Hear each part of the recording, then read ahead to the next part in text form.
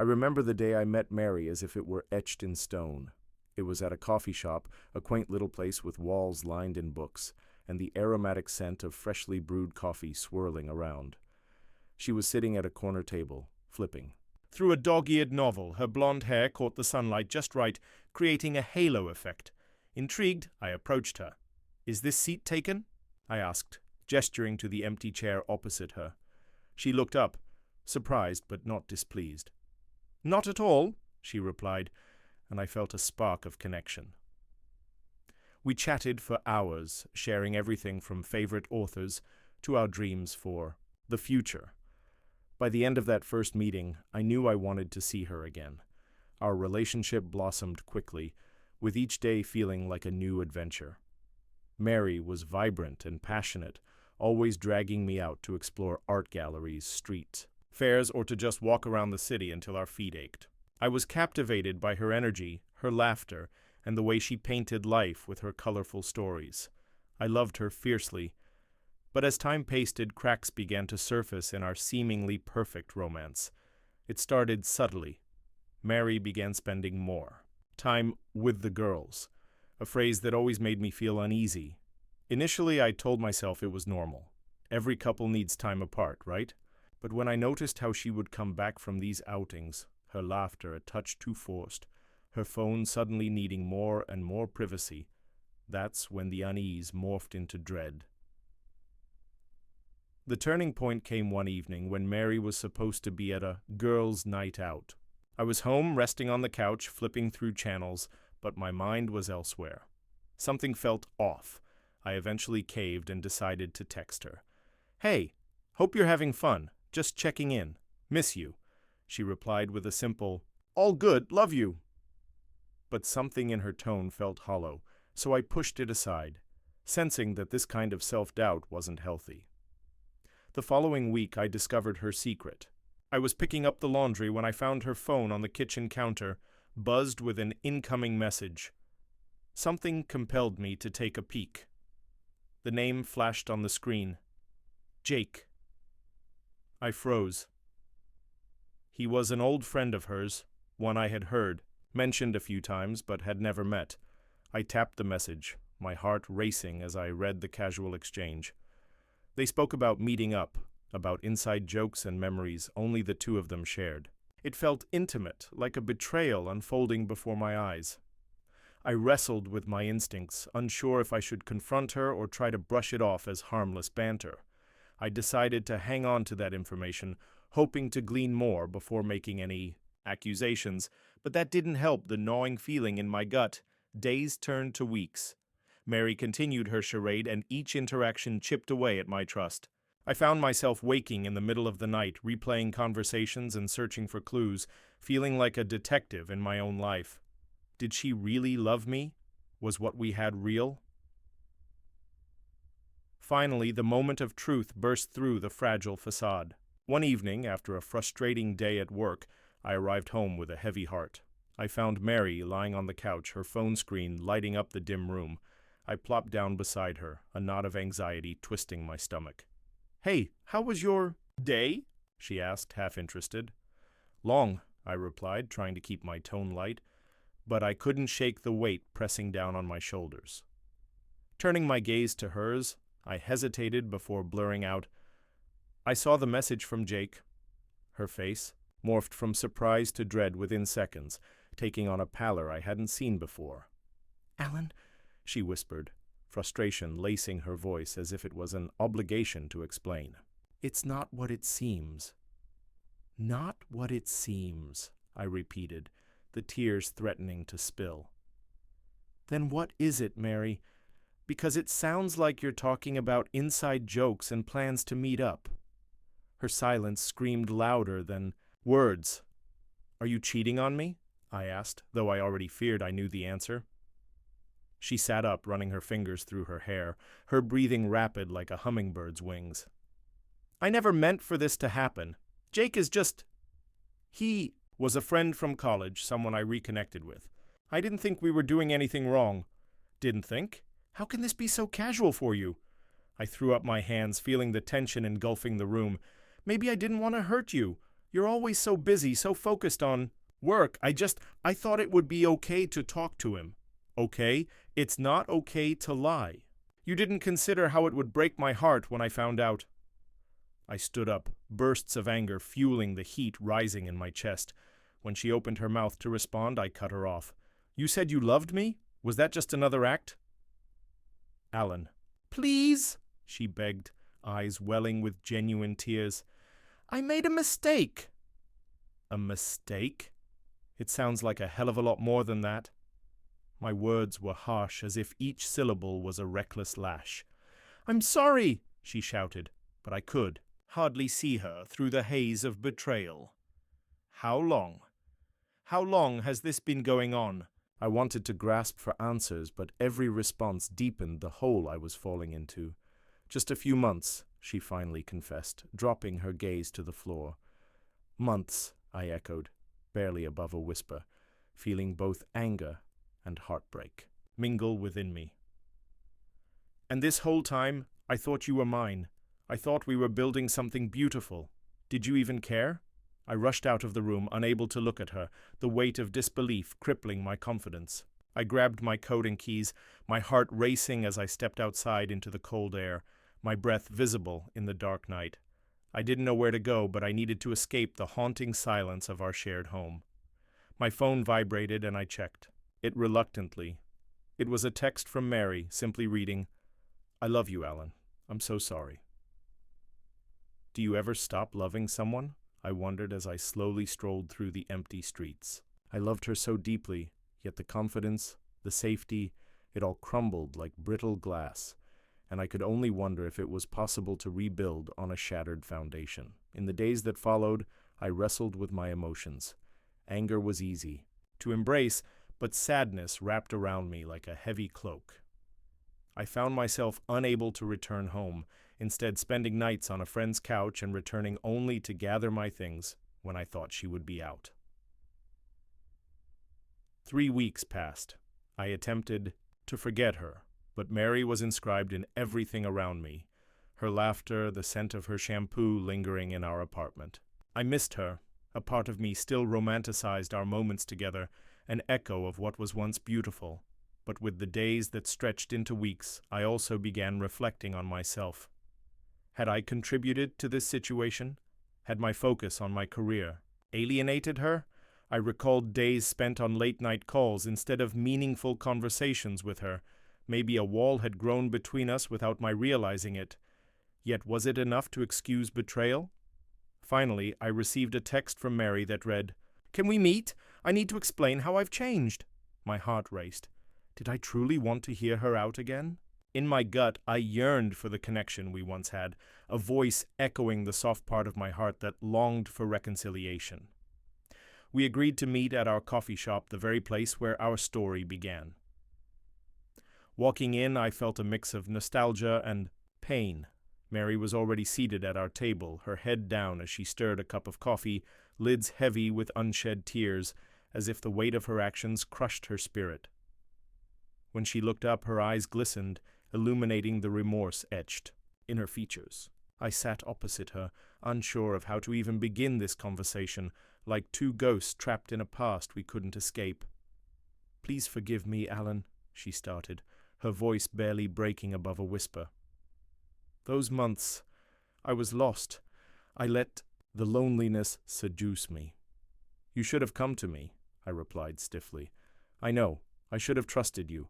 I thought it was harmless at first, and then I let it snowball. Silence settled between us. It was difficult to know where.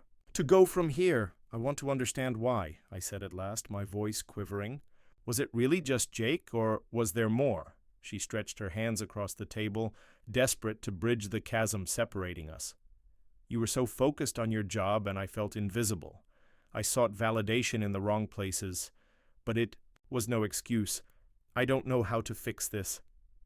Do you really want to fix this? I asked painfully, a single tear escaping down my cheek. I do. I care for you, Alan. My love for you is real, and I want to prove that I can change, if you're willing to give me a chance. That word, change, is an alluring promise, capable of sparking hope. Yet could I afford to invest in it knowing the pain of her betrayal? "I don't know if I can trust you again," I admitted, wiping away the tear, "but I can't deny my feelings. There's a part of me that wants to, Mary." With every word I felt the gulf between us begin to shrink.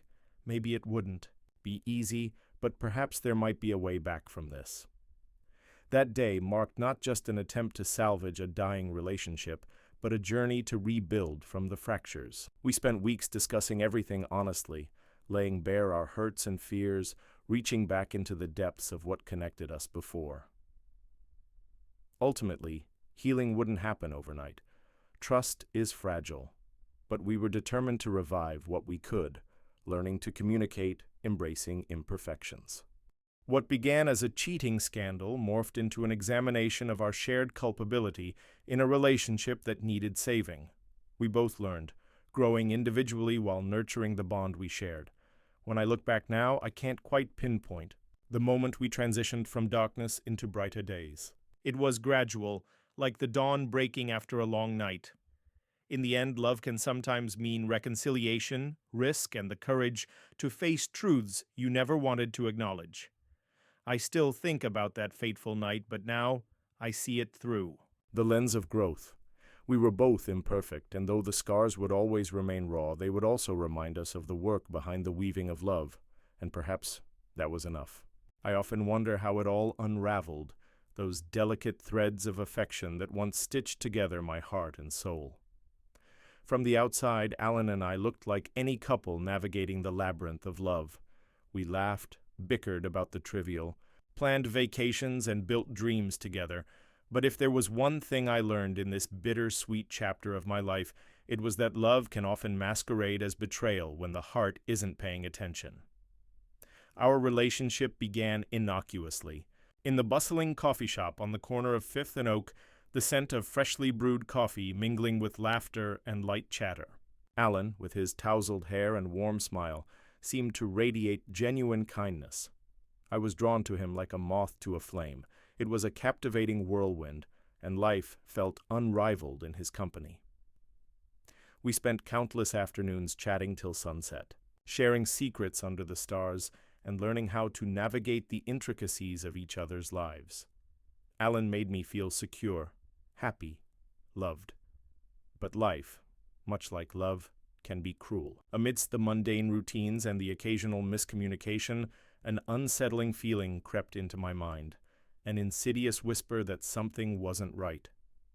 I tried to push it away, shrug it off, but the feeling festered. Little things began to expose cracks in our seemingly perfect existence. It started with the nights Alan would come home late, a few minutes here, an hour there. I never distrusted him initially. I even told myself he must have been caught up, at work or out with his friends. But when the excuses began to feel rehearsed, I couldn't shake the dread that curled around my heart like a python preparing for its meal. Then there was Lisa, a friend from his work. I remember vividly our dinner party last fall. Their chemistry was undeniable. They laughed too easily and exchanged glances that lingered just a moment too long. I pushed those thoughts aside, convinced they were merely my insecurities manifesting. "You're being paranoid," I often told myself. But paranoia has a way of breeding doubt, and doubt has a way of consuming trust. The breaking point came one crisp autumn evening as the leaves painted the streets in shades of amber and gold. Alan was late, yet again. The clock ticked, time felt like molasses, and my growing unease manifested into something darker. I flicked on the television to distract myself, but the unease remained, gnawing at my gut. At around 9 o'clock, a series of frantic knocks jolted me from my thoughts. It was unconventional for Alan to knock like that. An insatiable panic washed over me. With trembling hands, I opened the door to find him standing there, breathless, but with an expression I'd never seen before. "Hey, there's something I need to tell you," he said, his voice a mixture of urgency and apprehension. "Alan, what's going on?" I gestured inside, my heart racing as I led him toward the couch. "I went out after work with some friends tonight," he began. "We were at this bar, and Mary, I need to be honest with you. I can't keep this from you any longer." Panic. clawed at my throat as the world around us faded to gray. He looked guilty, stricken. "Did you cheat on me?" I whispered, the question hanging in the air like a dark cloud on an otherwise clear day. He looked away, and that was enough of an answer. A wave of betrayal crashed over me, my knees buckled, and I leaned against the wall for support. Everything we had felt like it was crumbling, our shared dreams reducing to dust. I didn't mean to. It was a mistake. It just happened, he stammered. But you've been distant. You've been gone so many nights, I thought. My voice trailed off. What had I thought? That love could shield me from pain?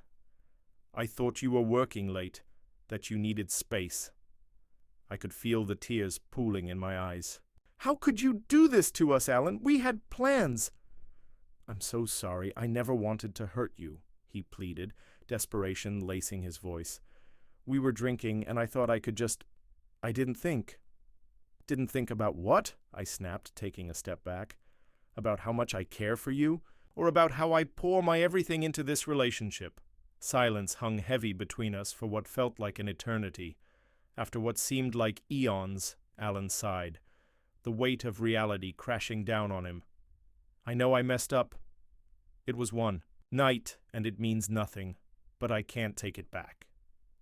The pit of my stomach soured. Did he really think shedding a few tears could erase what he'd done? It means a lot, Alan. More than you realize.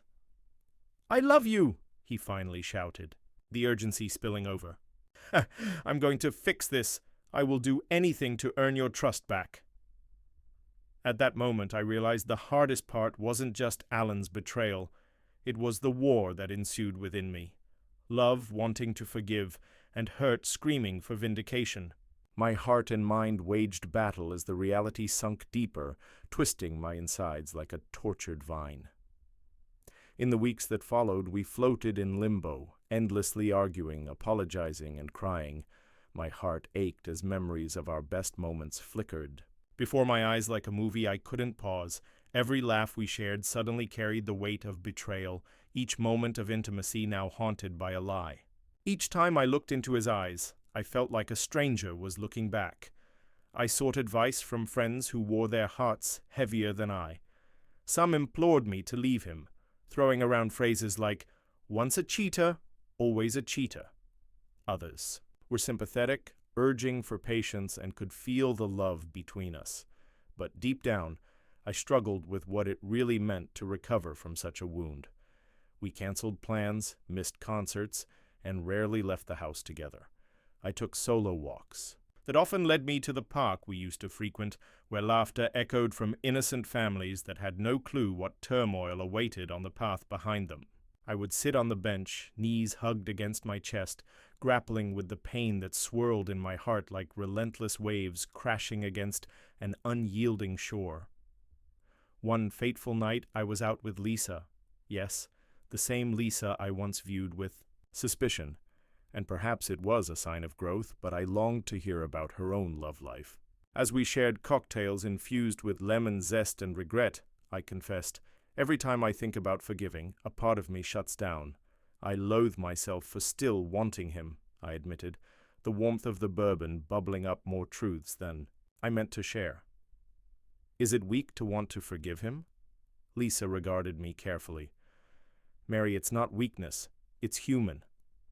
But you also have to think about your worth. You deserve someone who conditions their love for you purely. Someone who wouldn't betray your trust. Those words pierced me. My heart fluttered with resentment and insecurity, and it dawned upon me that my path wasn't so clear-cut. Weeks turned into months, and the gnawing tension never fully dissipated. I clung to the hope that we could work it out and attend couples therapy, but my soul screamed for liberation. The truth hung over us like an unwelcome storm cloud, forever looming, unpredictable. Finally, on a chilly evening marked by rain pattering against window panes, I returned home to find Alan waiting. On the couch, his gaze fixed on the flickering flames in the fireplace. The moment felt heavy, as if the earth knew that this night was monumental, perhaps even life-altering. Mary, I've been thinking, he ventured softly, attempting an approach that felt too familiar. I know I've hurt you, but I'm committed to making this work. I wanted to tell him my heart had thawed, that every passionate memory we shared washed over me in waves, but my heart longed for freedom too. Can love truly exist without trust, Alan? No, he murmured. But I swear I'll do everything to earn yours back, even if I can't make promises of love in return, he hesitated. The reality loomed large in silence. What are you saying? I think I need to find myself again. I loved you once, Alan, but the past is haunting, and I need to break those ties before I can move forward. Tears brimmed in his eyes, and he looked vulnerable, raw. I felt whipped by guilt, yet I pressed on. Our love may come with a weight I can no longer bear. I'm not blaming you. Life is complicated. But I need to let go. The courage it took to release him was akin to unearthing a painful truth. The wound was still fresh, but my heart yearned for a different kind of healing. You can't heal in the safety of deceit, I confessed, and neither can I. He nodded slowly, understanding the depth of my words, and as he did so, I felt a sliver of liberation wash over me. In that moment, I claimed my power back from the shadows where love had morphed into betrayal. Time passed, and healing came in seasons. I took long walks along the same paths filled with memories, carving new ones with friends, exploring life anew, and discovering parts of myself I never knew existed. I reflected on love, on trust, and what they truly meant to me. And Alan? He eventually found comfort, too.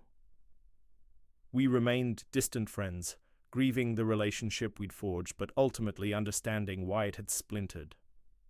Trust, I learned, is a precious wine, one that can only flow freely if cultivated honestly, untainted by betrayal.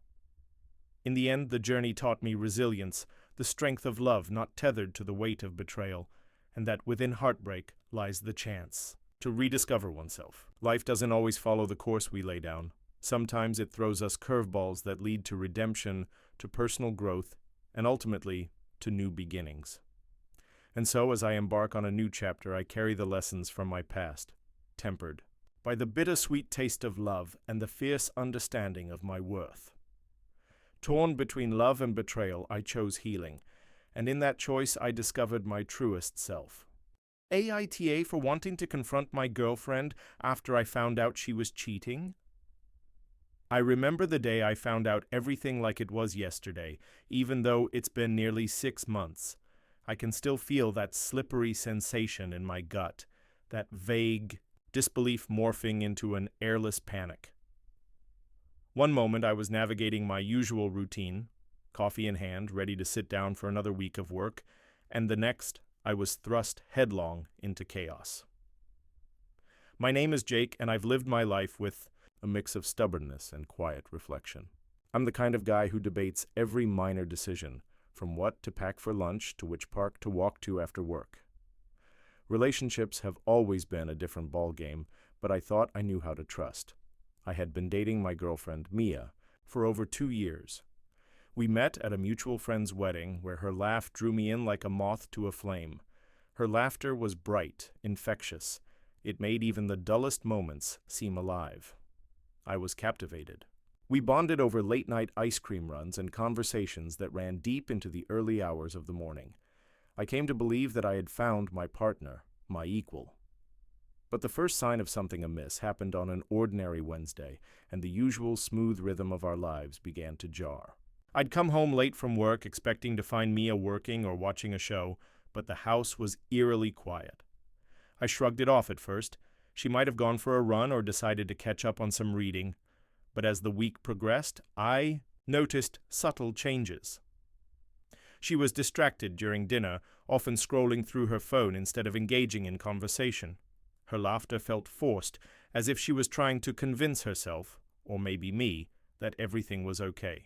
I chalked it up to the pressures of work, the grind of daily life. But deep down, a nagging thought took root. Things escalated quickly. One Friday night, while she was supposedly out with friends, I found myself scrolling through social media, half-heartedly looking at vacation photos we had taken together just a few months prior. Mia had always been someone who loved sharing our moments online, but there were gaping holes in the last few weeks. Where were her posts? More importantly, why hadn't she even mentioned her plans? With idle thoughts swirling in my mind, I decided to text a couple of her close friends to see where they were and if I could join them for laughs and drinks. The response came quickly. "Sorry, Jake, Mia is with Ross at the arcade." A stab through my chest radiated through my body.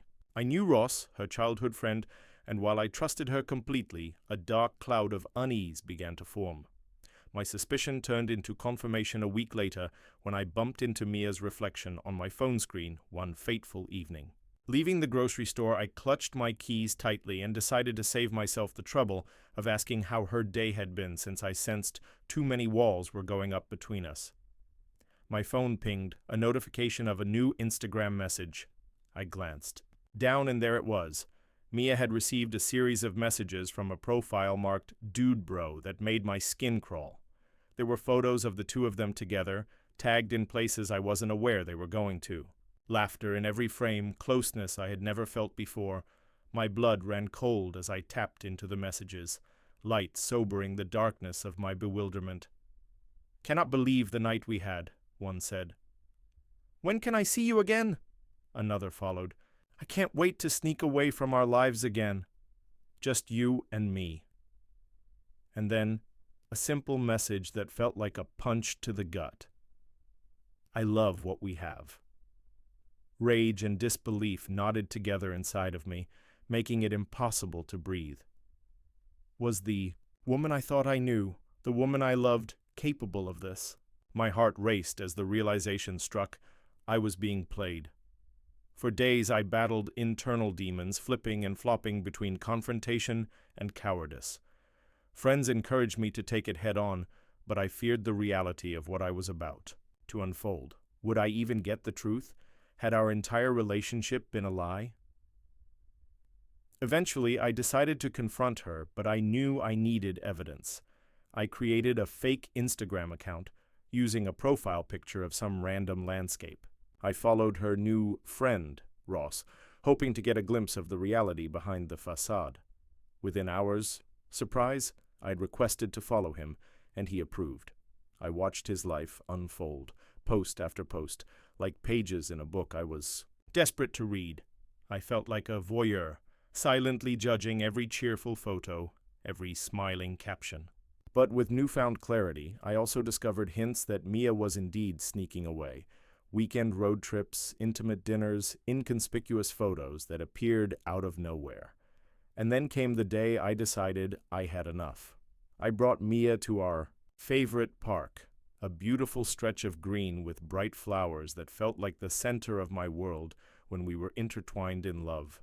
But now it felt like a straightforward battleground.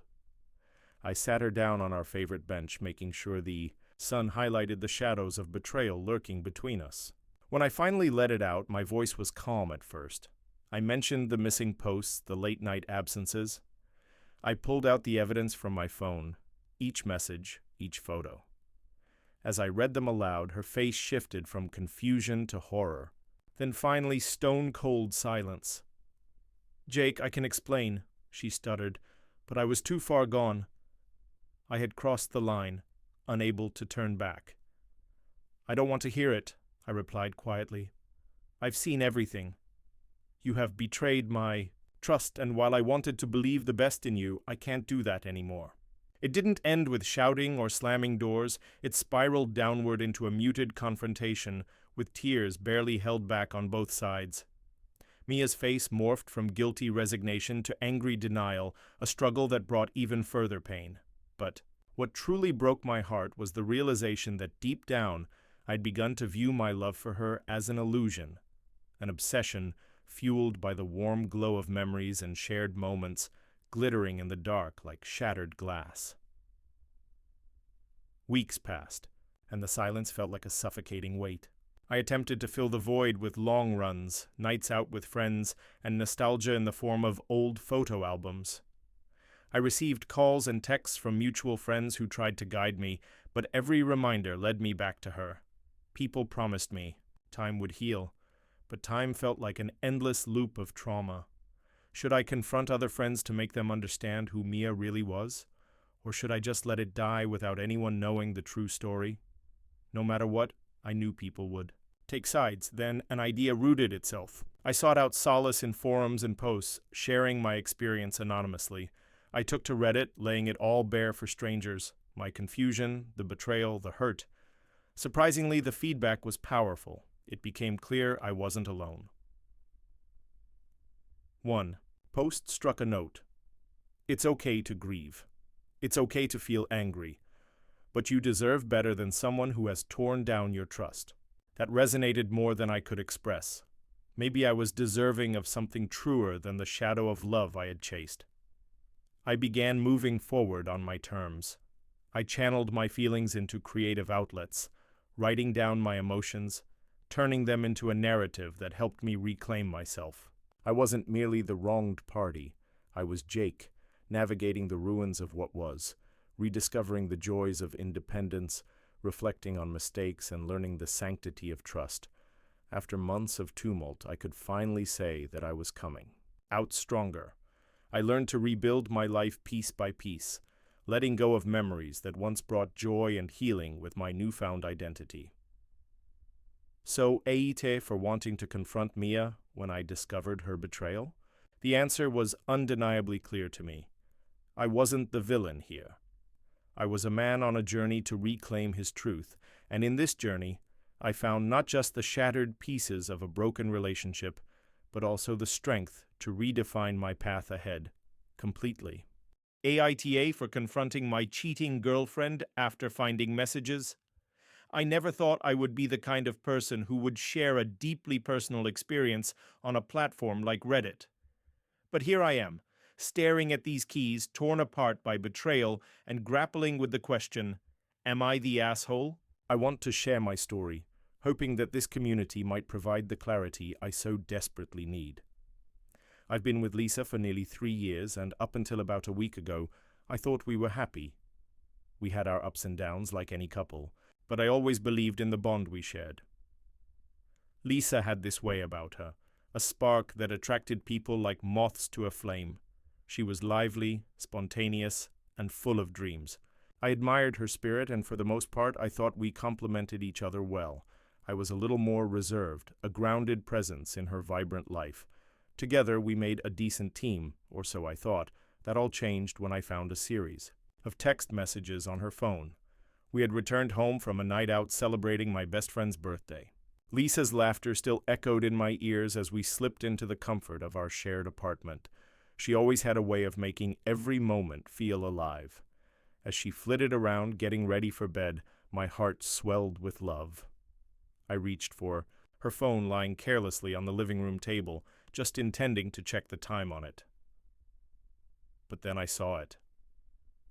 A message notification flashed on the screen from someone named Ethan, an unknown contact. Curiosity got the better of me, and I opened the message. It read, "Can't wait to see you again. Last time was incredible." My heart sank. I felt a weight pressing on my chest, the kind that comes when you know something is terribly wrong. Hesitated, scolding myself for invading her privacy, but my hands wouldn't let go of the phone. I scrolled through the messages. There were countless flirty exchanges along with private jokes and plans. My stomach churned. Lisa had been meeting up with this guy, someone who clearly meant more to her than she had led me to believe. I couldn't sleep that night. I stayed up, replaying moments in my mind, searching for any signs I might have missed. Even our plans for the future, buying a house, getting married, having kids, all felt tainted by betrayal. The love I had for her warred with this newfound anger. If I confronted her, would I come off as possessive, or worse, paranoid? The next day I could hardly breathe. When I saw her, I knew I couldn't hide my pain. As she wore that beautiful smile, I felt a pang of guilt wash over me, like she had bewitched me with her charm all over again. Instead of saying something, I played the role of the oblivious boyfriend. I smiled, shared breakfast, and pretended everything was normal. But in my heart, I knew the truth. Days passed and I tortured myself with scenarios. What if she were to deny it? What if she begged for forgiveness? I kept waiting, hoping for a sign that this was just a misunderstanding. But the messages were explicit. Lisa was cheating, and I needed to confront her. It came to a head 3 days later. I could no longer keep the weight of her betrayal to myself. I waited for her to come home from work that evening, rehearsing my words 100 times, over in my mind. When she stepped through the door, her eyes lit up at the sight of me, and for a brief moment, I almost fell back into my old self. "Hi, love. How was your day?" she asked, hanging her coat. "Sit down, Lisa. We need to talk." The calm in. My voice surprised even me. The smile faded, worry flickering in her eyes. As she took a seat, I placed my phone between us and pulled up the messages. "Who is Ethan?" I asked, keeping my voice steady. Her demeanor shifted instantly. The sparkle in her eyes dulled. "What do you mean?" she replied, feigning confusion. I pushed the phone closer to her. "This. Who is Ethan?" The silence stretched between us like a chasm. Her face turned pale as she read the texts. "Oh my God, I can explain," she whispered, a mix of fear and desperation. "Explain what? That you've been lying to me? That you've been cheating?" My voice rose, anger bubbling within me. "It's not what you think. We were just... I didn't mean for it to happen," she stammered, her eyes wide. "So that's your explanation? It just happened?" The frustration boiling within me turned into an icy calm. "You made a choice, Lisa. You chose to betray me, and now you're acting like I'm the one who should understand." Her face crumpled, tears brimming in her eyes as she uttered, "I was feeling lost. I needed something more." I leaned back, stung by her justification. "You needed something more? You couldn't come to me? I thought we were partners, Lisa." "I didn't want to hurt you. It was a fling. It was stupid," she pleaded, her voice breaking. In that moment, I realized that this wasn't about a failed relationship. It was about trust shattered into pieces. It wasn't just her actions. It was the realization that the person I cared for most had been lying to me. "Did you even love me while you were doing this?" I asked, my voice low, my heart aching. "I do love you. I made a mistake," she cried, clutching the edges of the table, her makeup smudging as tears fell freely. "And now that you've betrayed that love, what do you expect me to do?" I asked. "Just forgive you and pretend that everything is fine?" "I'll do anything to fix this. Just, please don't leave me," she begged, looking vulnerable. I closed my eyes, feeling the chasm between us grow, reminding me that her pleas sounded more like desperation than true regret. "You've broken my trust, Lisa. I don't know if I can go back to the way things were." After hours of discussing our relationship filled with accusations, tears, and fleeting moments of hope, I reached a decision. I needed time and space. Where once was love, there now lay distrust and doubt. I told her that I needed to think and that we shouldn't be living together for a while. The pain on her face haunted me as she left the room. The door clicked shut behind her, and for the first time in 3 years, I felt completely alone. The following days were a whirlwind of emotions. I documented everything on my phone, pouring my heart out. Was I the jerk for confronting her? Was I too harsh? Did I misjudge the depth of her emotions? I turned to friends, family, and even the internet, hoping to find solace. Some people make mistakes, man, talk it out, but don't let her back in so easily, my best friend advised over beers. But I wondered, what if she was genuinely remorseful? I spent sleepless nights tossing and turning, imagining the life we had dreamed about slowly slipping away. My close friends reminded me of the good memories, our first trip together, lazy Sundays, and that time she surprised me with a getaway when I was feeling low, but those moments felt tainted now, like remnants of a dream that had turned into a nightmare. Finally, a week passed. I texted Lisa asking her to meet. She arrived with caution, her eyes red from crying. It felt surreal, standing there facing the woman I once adored. "I'm sorry for everything that happened," she said, her voice trembling. "I've missed you." There was sincerity in her eyes, but I remained guarded. "You miss the comfort of our relationship, but what about trust? What's there left to salvage?" "I realize now how much I've hurt you, and I'm prepared to do whatever it takes. I want therapy, counseling, anything." In that moment, I didn't see the light at the end of the tunnel. Nothing could erase the words exchanged over text, or the moment where the foundation of trust crumbled. I took a deep breath, prepared to speak my heart. "I care about you, Lisa, but I can't go back to what we had. I need to prioritize healing, my healing. Maybe one day we can find a way forward, but I can't promise anything." Her face fell, and the tears flowed freely.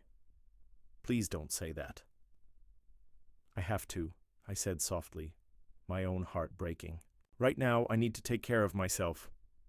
I walked away, leaving behind the shared history that had turned into a haunting memory. My heart felt heavy, but for the first time since discovering the truth, there was a different kind of weight, lifted. I didn't have all the answers, and I was still riddled with pain, but I knew I had taken a stand for myself. As the weeks went by, I began to heal at my own pace. I started journaling my emotions, seeking therapy, and focusing on myself. Slowly, but surely, I rediscovered who I was without her. I faced my demons, learned from the experience, and found a sense of empowerment deep within. Ultimately, I came to understand that this journey of healing wasn't just about Lisa's choices. It was about learning to choose myself, no matter how long it took. In the end, I didn't want to be the person who holds on to someone who would rather betray than communicate. Am I the asshole? Maybe. But in this journey, I learned that sometimes standing up for yourself means making the hardest choices of all. I never imagined my life would take such a tumultuous turn. What seemed like a love story was unraveling into a drama that I could have never predicted. As I sit here on this fraying couch, the remnants of a shattered relationship cluttered around me. I want to share my story. Maybe you'll find clarity where I have not. My name is Jack, and at 38 years old, I thought I had my life together. I was happily in love with my girlfriend, Sarah, who was 3 years younger than me. We had been together for 4 wonderful years, sharing laughter that echoed through our small apartment and planning our future. Sarah was the light of my life, and I had visions of marriage, kids, and a life filled with adventure. However, life is rarely as simple as it appears. The first crack in my picturesque world came unexpectedly. It was a Tuesday, the air heavy with the scent of freshly brewed coffee as I prepared for another humdrum day at work. I flipped my phone over, glancing at the notifications. Sarah had a habit of texting me in the morning, leaving sweet notes that made my heart swell. Today, though, there was no message. That small absence lodged itself in my mind like a thorn. Maybe she's just busy, I reasoned, grabbing my briefcase and heading out. The day dragged on. The office felt sterile and dull, my coworker Tony jokingly nudging me to not let work be my whole life, but he couldn't understand. Sarah was my whole life. Finally the day ended. I rushed home, anticipation bubbling inside me. As I unlocked the door, a familiar sensation washed over me, the warm cocoon of home. But something felt off. Sarah's shoes were still in the hallway, and there was a strange silence that swallowed me whole. "Sarah?" I called, my voice echoing in the stillness. No answer. I quickly walked to our bedroom, a space we had filled with memories. Framed photos from our travels together, the mismatched furniture a testament to our joint efforts in creating a home. The bed was perfectly made, and Sarah's purse lay on her dresser, her phone charging beside it, yet she was nowhere to be found. Panic crept into my veins as I grabbed her phone, the screen illuminating with a string of messages. My heart hammered in my chest. I could have just walked away. Ignored the urge to pry, but my instincts took over. I opened the messages. Regret washed over me as I read through the exchanges, my heart sinking with every line. There, in vivid detail, Sarah had been talking to someone else, a name I didn't recognize. The intimate words jumped off the screen, slashing through my heart. They were planning meetings, casual dates, and exchanges that wore the mask of friendship, but dripped with a darker undertone of betrayal. Every moment we had shared, every "I love you" whispered into the night, began to fade, replaced with suspicion and doubt. I felt nauseated. Anger and hurt twisted themselves together in my gut, forming a potent cocktail of despair. I pulled away from the phone, feeling the walls close in around me. It hurt to breathe. I wanted to scream, to cry, to lash out at the world for this injustice. Instead, I took a shaky breath and sat heavily on the edge of the bed.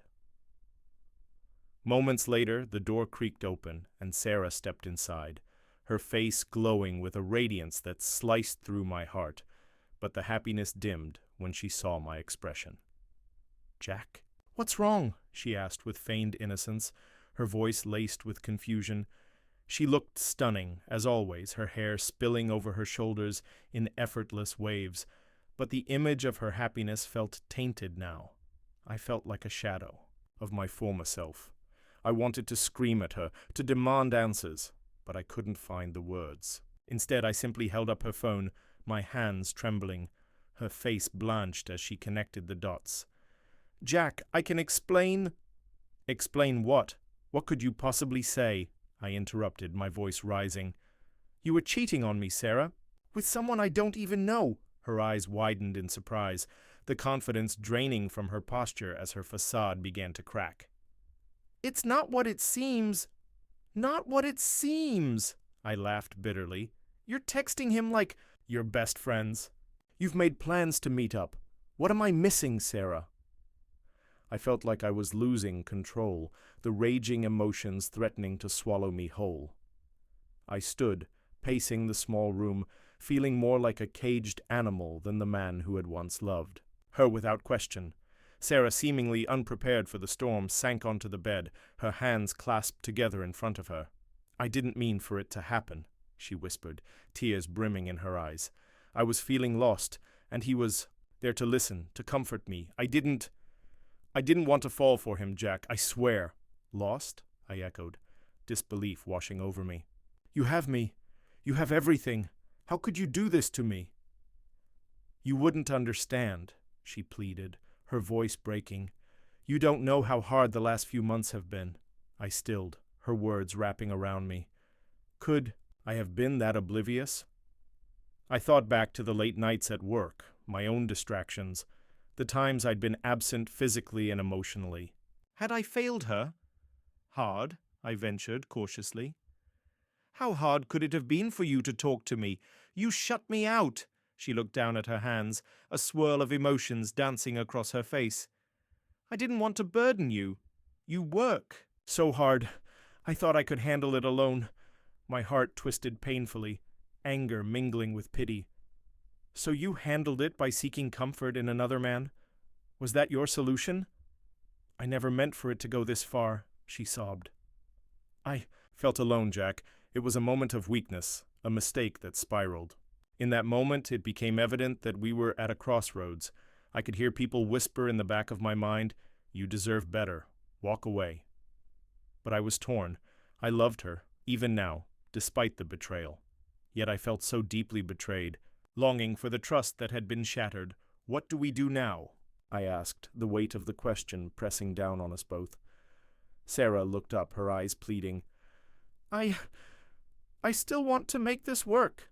I'll do anything, Jack. Please, give me a chance to fix this." I wanted to believe her. Needed to believe. That the love we shared was stronger than the mistakes. We had built something beautiful together, and there was a flicker of hope sparking in my heart. Yet the doubt lingered. "Sarah, trust is not easy to regain," I said finally, my voice calm but steady. "I don't know if I can ever see you in the same light again." "I understand," she said, wiping her tears away. "But I promise to prove myself to you. Please don't let one mistake destroy everything we've built." And there, in the dim light of our bedroom, with that promise hanging thick in the air, I felt every inch of sorrow clash with the faint flicker of hope. I wanted to walk away, to free myself from the pain, but desire vied with heartbreak, pulling me back into the storm. As weeks passed, I found myself in an emotional quagmire. I was trapped in an endless cycle of anger and longing. Sarah tried to mend the broken pieces. She called me often, surprised me with thoughtful gestures, and promised to be more present in our relationship. Yet the specter of betrayal loomed over us, casting shadows on every word, every glance. I sought advice from friends and family who urged me to move on, to save myself from further harm. But it felt like an impossible climb.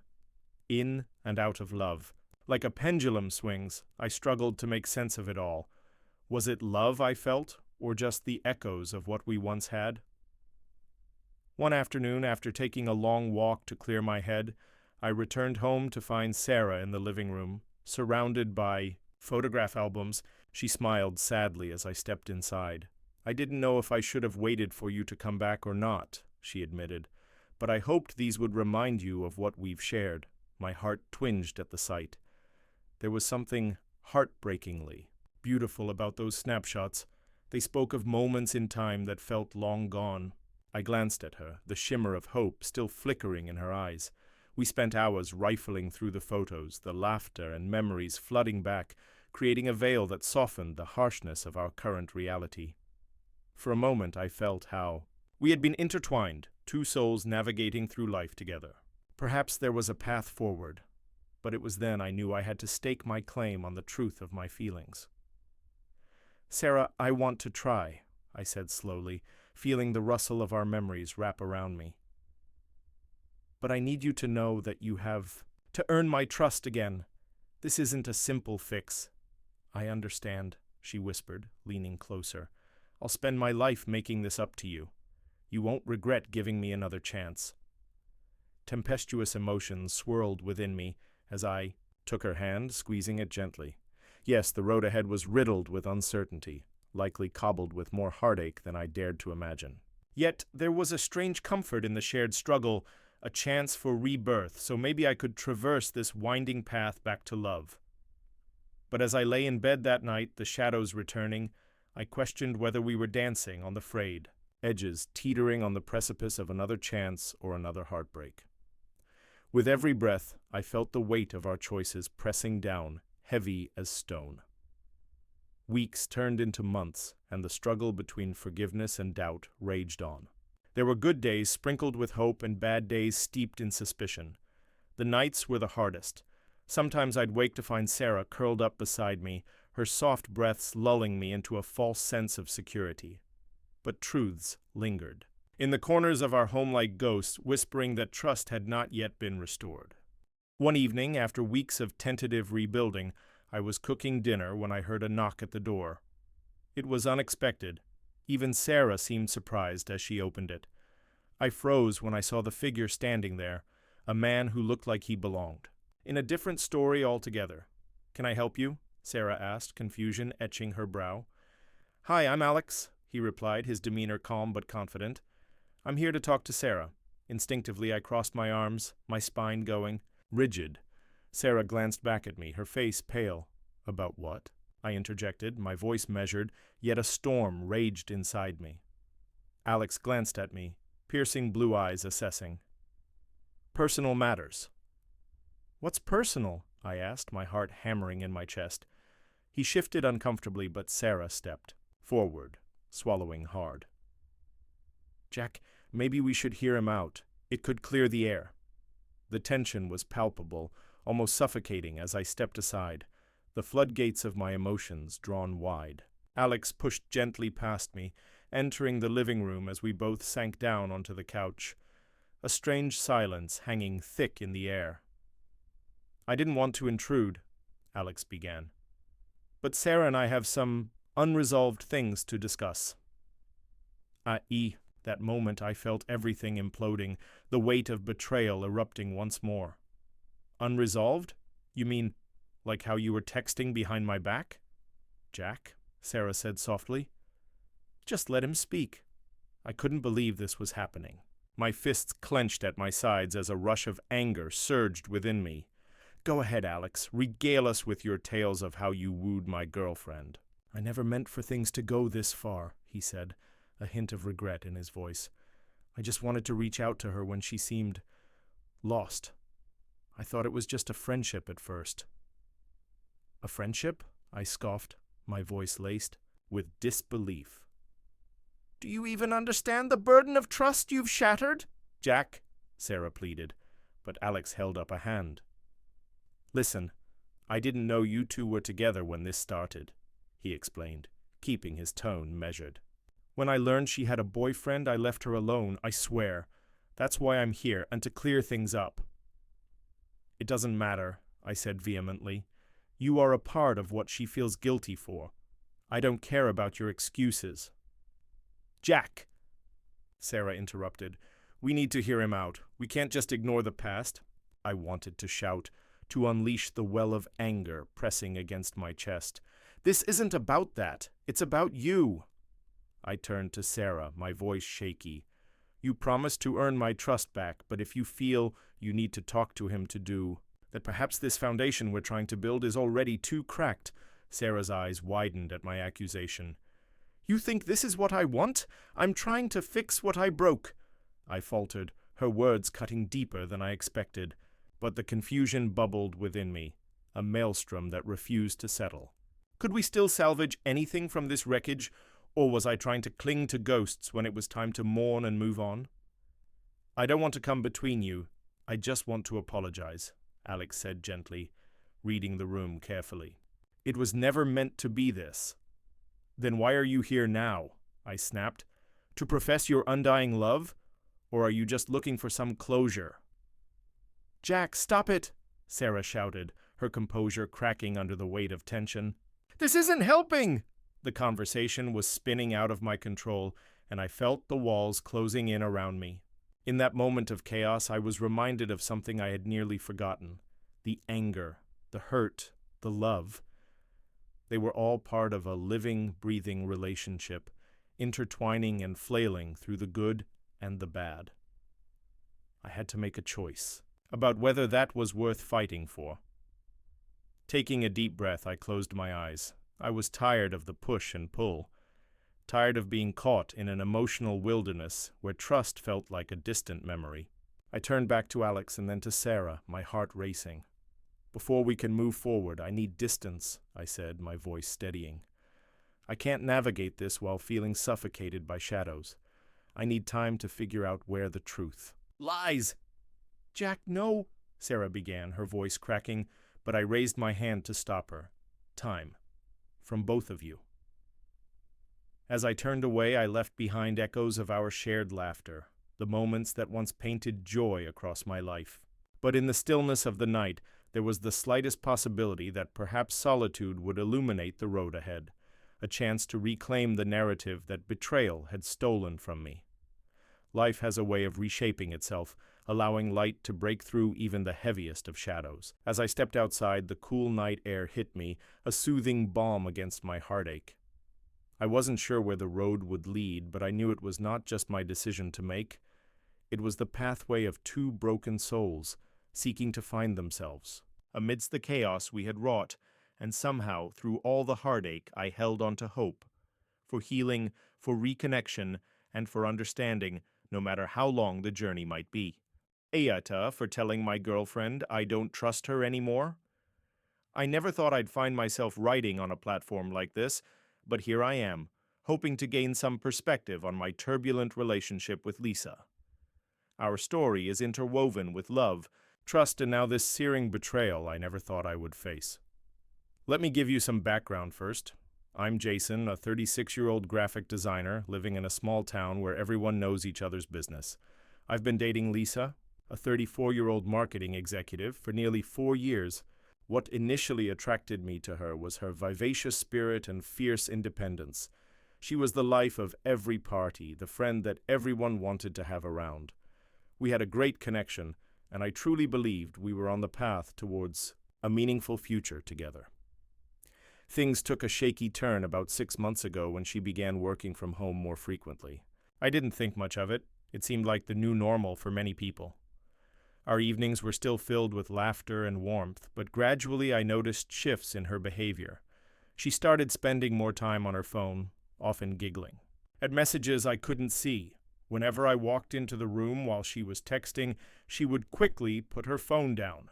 a habit that would simmer slowly into my consciousness, creating an ever-growing knot of unease in my stomach. I tried to brush it off at first, convincing myself it was just work-related pressure or her hanging out with her friends online. I wanted to trust her. In my mind, love thrived on trust, but as days turned into weeks, my discomfort morphed into an intense form of paranoia. I would catch her angled side profile, focused intently on her phone, cheeks flushed as she laughed at whatever was shared with her. It gnawed at me. One weekend, when we had plans to go hiking, she canceled last minute, claiming she had to prepare for a big presentation.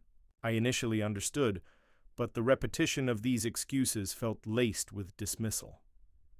By the time she had to cancel on me for the third time in 2 weeks, I realized something wasn't right.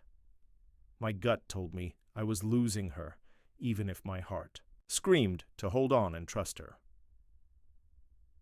The proverbial straw came 2 Fridays ago. I had taken the day off work, excited for an impromptu date night. I prepared her favorite dish and bought a bottle of wine, anticipating her coming home and joining me in celebration.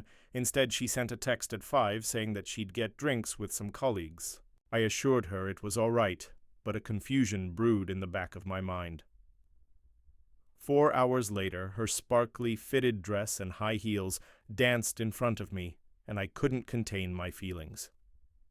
"I'm glad you finally made it," I said, plastering a smile on my face. She rolled her eyes playfully, but the energy felt strained, heavy with unsaid words. After exchanging some pleasantries and sharing a few toasted sips of wine, I could no longer hold it back. "You've been spending a lot of time on your phone lately. I have to ask, are you hiding something from me?" Lisa's eyes darted to the floor and then back to meet mine, but the silence spoke louder than any words she might have mustered. With trepidation swelling inside of me, I reiterated, seeking her reassurance.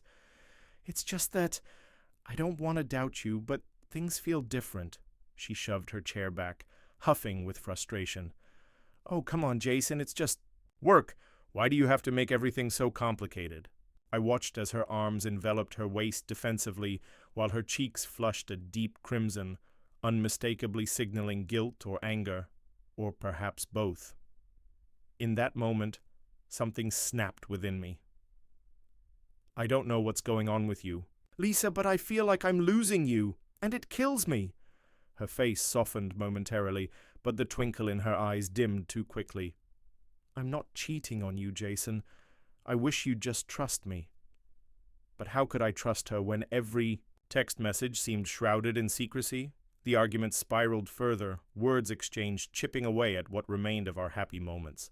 I felt like I was fighting for a love that was slowly slipping away, and that terror clung tightly to my throat.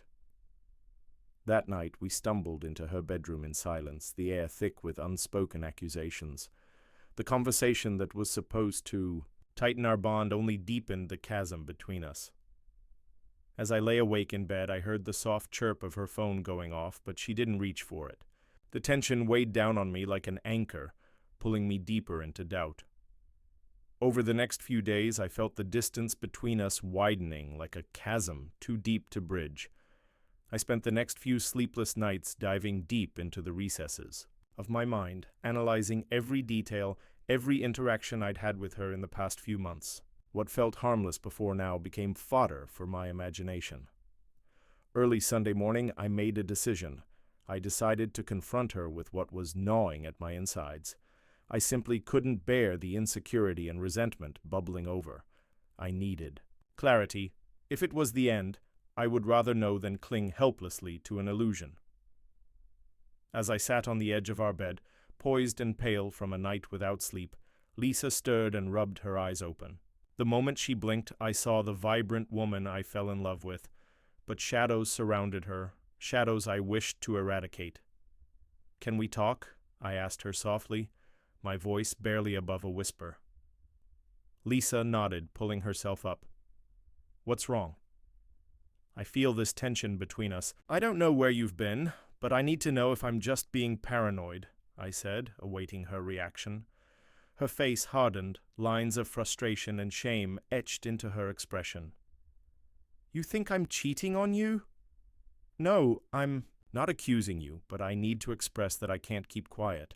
This silence is killing me, and it feels like I'm losing you." She shifted, arms crossed, and sighed heavily.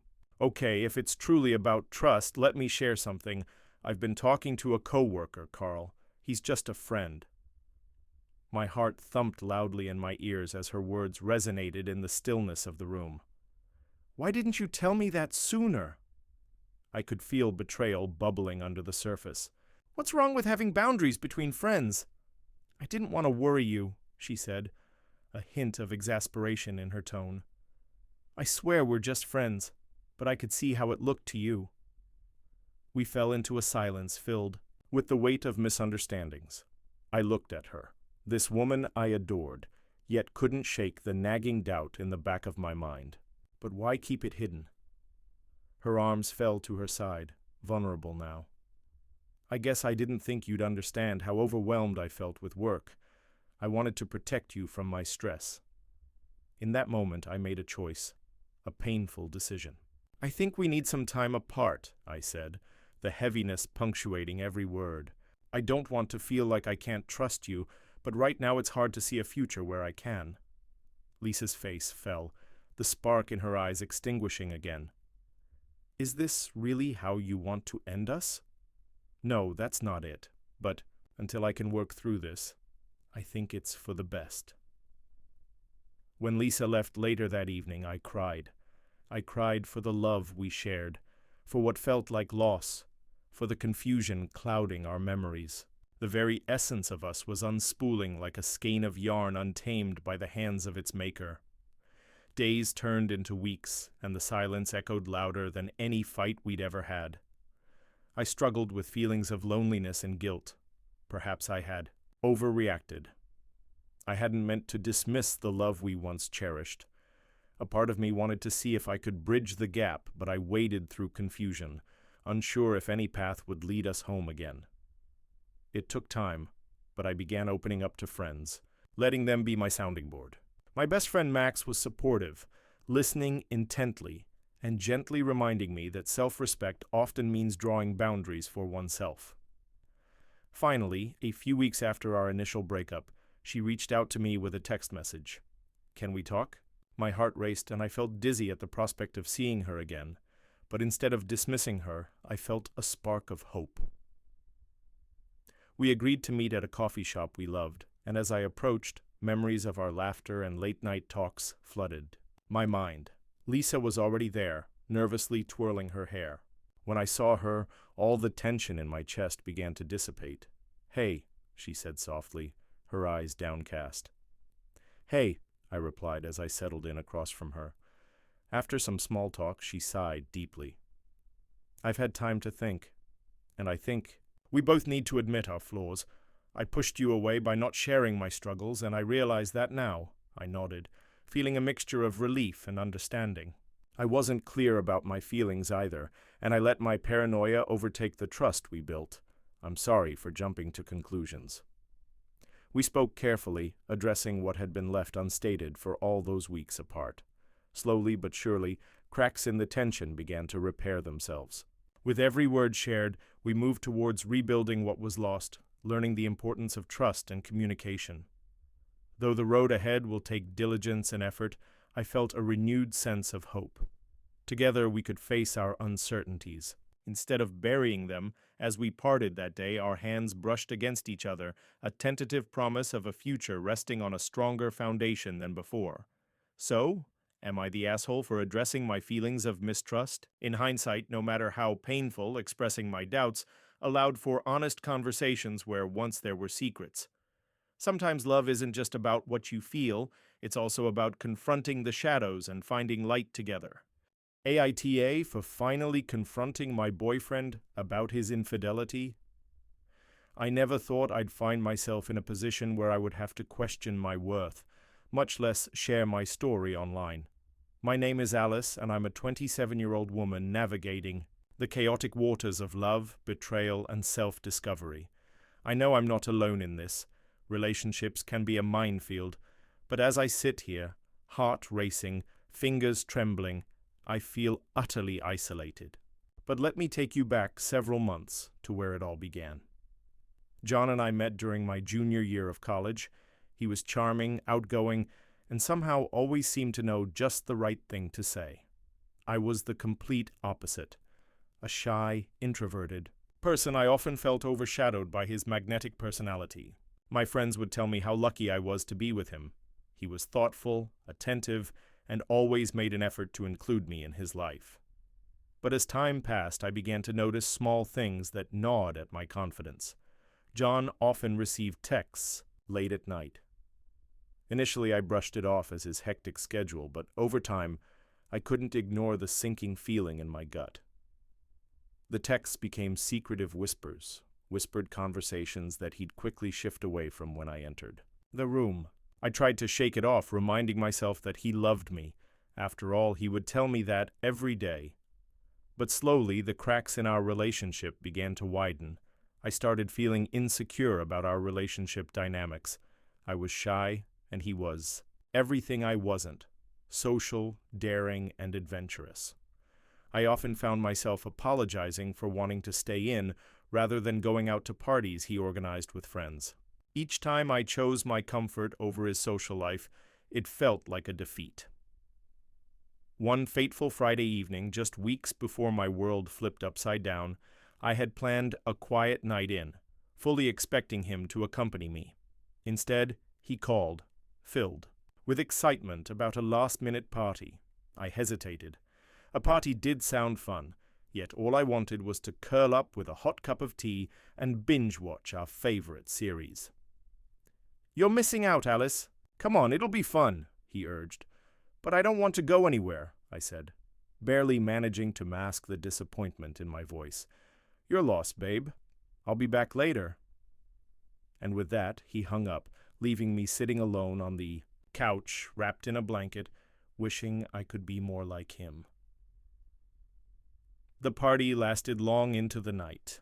His texts slowed, and I found myself anxiously checking my phone every 10 minutes, the knot in my stomach tightening with each notification. He finally returned home at 3 a.m., stumbling slightly but maintaining that signature devil-may-care grin. His shirt was half untucked, hair tousled, and the smell of beer hung heavily in the air as he flopped onto the couch beside me. "How was the party?" I asked lightly, trying to mask the brewing storm of questions. "Same old, you know. Just fun and laughter," he chuckled, unbothered by my presence. But there was something off. I could feel it. My instincts screamed that the fun wasn't just the laughter he described, the lingering scent of perfume that wasn't mine, the smudge of lipstick on his cheek, subtle signs that often told a far more harrowing story. In response to my lingering concern, I started casually bringing up my unease. "It's fine if you want to hang out with your friends," I'd say, trying to keep my tone lighthearted, "but maybe one day you could tell me about the people you're with. It's just, I feel left out sometimes." John's response was usually dismissive, tinged with irritation. "Alice, you're overthinking this. Just because I have a life outside you doesn't mean I don't love you." But love didn't feel reassuring anymore. Love felt like an afterthought, a gentle reminder that I was somehow less than the vibrant display of his life. And in my quiet way, I knew I deserved better, yet hadn't mustered the courage to believe it. That belief shattered the night I did confront him. Armed with emotions swirling like a tempest, I decided that I couldn't keep pretending. I needed to know. Was I the only one in this relationship? At that moment, I felt brave enough to pierce the veil he had carefully draped over me. "John, can we talk?" I asked, my heart pounding faster than I'd ever felt before. "Sure. What's up?" he replied, brushing off my seriousness with a casual grin. "Something doesn't feel right between us. I keep feeling like you're hiding things from me. Are you seeing someone else?" The question hung in the air like a lead balloon, the directness of it shocking even me. He met my eyes for a moment, and somewhere within me I hoped for honesty. But all I received was a laugh, a mocking, dismissive chuckle. "Really? Are you serious? You think I would cheat on you?" "Alice, you're being ridiculous." But then came the piercing silence as his eyes darted briefly to the ground before refocusing on something outside the window. That split second felt like a damning revelation, a glimpse into a reality I hadn't prepared for. "John, are you?" I pushed, desperation creeping into my voice. "Because if you are, I'd rather know now than later," when he finally succumbed. To the pressure of the moment, his demeanor changed. "Look, Alice," he sighed, "we've been together a long time. But sometimes, you push me away. I need excitement, something that makes me feel alive." It felt like the earth shifted beneath my feet, the betrayal palpable in the air. I had kept my heart tucked away, and yet I had given him everything. I had trusted him with my vulnerability, and he had shattered that trust with ease. I could feel that ache in my chest deepening as the weight of his confession settled in. "Are you saying you've cheated?" I whispered, fighting back tears that threatened to break free. I didn't mean for it to happen," he fumbled, his words oozing with a careless coldness that caught in my throat. "It was just a fling." "A fling? How could you do this to me? To us?" My voice broke, a mixture of rage and despair intertwined. His eyes shifted, for a moment holding some semblance of guilt before he quickly masked it again. "I didn't think you would care so much. This isn't high school. I thought we were past being tied down." Past being tied down? His cavalier attitude cut deeper than any lie could. I felt like I could hardly breathe, swallowed by waves of betrayal that pulled me under. We stood in silence, the realization that the once thriving love we had built was merely a series of illusions crafted by his charm. "You know what, John? Maybe you're right," I said, a channeling force gathering within me. "Maybe I should care less. I should finally embrace what our relationship has been all along, a one-sided farce." I turned on my heel and left him standing there, half-formed. Protests mixed with the echoes of my heart, pounding louder than grief. And here I am now, writing this on a dark evening where the moon hangs heavy against a silent backdrop. I've spent days unraveling the thread of pain he left behind. After 2 years of loving him, I feel lost and empty, chained by his choices.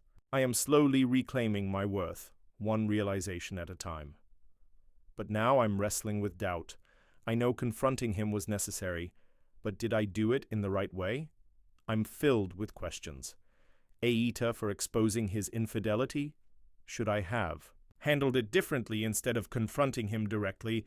Am I wrong to hold him accountable for not only cheating, but for being emotionally abusive in his disregard for my feelings? In the flickering light of my life's uncertain journey, I turn to you, dear readers. Aita for finally confronting my boyfriend about his infidelity? Or am I simply a girl who loved too deeply and deserves so much more? Your thoughts, your judgments, mean everything to me right now. I hesitated before typing out my post on Reddit's AITA Am I the Asshole thread, my fingers hovering over the keyboard, my heart pounding with uncertainty. The glow of the screen illuminated my cramped studio apartment in a way that felt colder than the winter night outside. I had always been an open book to my friends, but putting my story out to the world felt terrifying. Still, something within me craved validation, or perhaps that shining glimmer of clarity. "Lost my job, lost my mind, lost my friend," I typed. Taking a deep breath, I hit post. In the days that followed, comments poured in. Initially, hatred boiled in my veins, but sometimes in the cacophony of voices I found comfort. That was the irony of it all. My life had taken a nosedive, and here I was seeking solace in the judgment of strangers. Let me backtrack a little. My name is Jack, and I once had a stable life as a marketing consultant at a reputable firm in the heart of the city. I loved the hustle of the city, the vibrancy of creative meetings, and yes, even the over-caffeinated coworkers who often turned into a family. My world collapsed when the company downsized, and suddenly I went from drafts and deadlines to scrolling through job portals, my dreams floating away like dandelion seeds in the wind. With my mental state deteriorating, I felt a tightening grip around my heart. Self-doubt became my closest companion. My friends, while sympathetic, had their own lives to live. I wanted to share my struggles, but everything felt so complicated, so tangled. Then there was Mia, my best friend since childhood, the ever-optimistic light in my opaque world. Mia was seemingly unaffected by life's storms.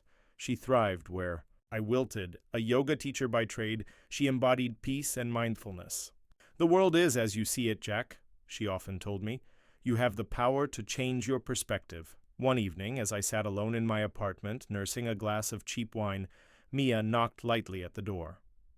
"I brought you something," she announced, a wide grin plastered across her face. When I opened the door, there she stood with a beautifully packaged gift in her hands. It was a journal, embellished with dancing butterflies, a gold-embossed cover that read, "Your journey begins here." "Do you know how many people miss this incredible experience of putting pen to paper?" she declared as I examined it. "It's therapeutic. Write down your feelings, Jack. It'll help." I wanted to laugh it off, to dismiss the suggestion of writing as just another one of her fanciful ideas. But instead I found myself holding the journal a little tighter, something in me yearning for an outlet. As weeks passed, I started to write. At first it was just scattered thoughts, a page filled with my frustrations and dreams like confetti tossed into the wind. Writing became my escape, a window through which I could finally process my rapidly spiraling emotions about being unemployed. As I immersed in my thoughts, I began to feel more tethered to my identity. The void shrank, if only slightly, but still, the pressure from society, from family, and from myself to get back on my feet weighed heavily. It was during this time that I found myself envious of Mia. Her life seemed packed with joy and fulfillment, filled with travels and experiences I desperately wanted but couldn't afford. The way she could effortlessly blend work and passion manifested in her social media posts, filled with pictures of her teaching yoga on sunny beaches. One day I fell into my usual spiral, watching a video of Mia teaching in Bali, the cerulean, waves crashing behind her in the frame. "Hey," I messaged her, "when are you going to let me join you on one of your glamorous adventures? Come with me to yoga retreat in Costa Rica next month," she replied instantly. My heart swelled with excitement, but then reality crashed back in. "But I can't afford that. Besides, I don't even know if I would fit in." Mia, ever the optimist, sent a series of emojis, tigers, hearts, and party poppers.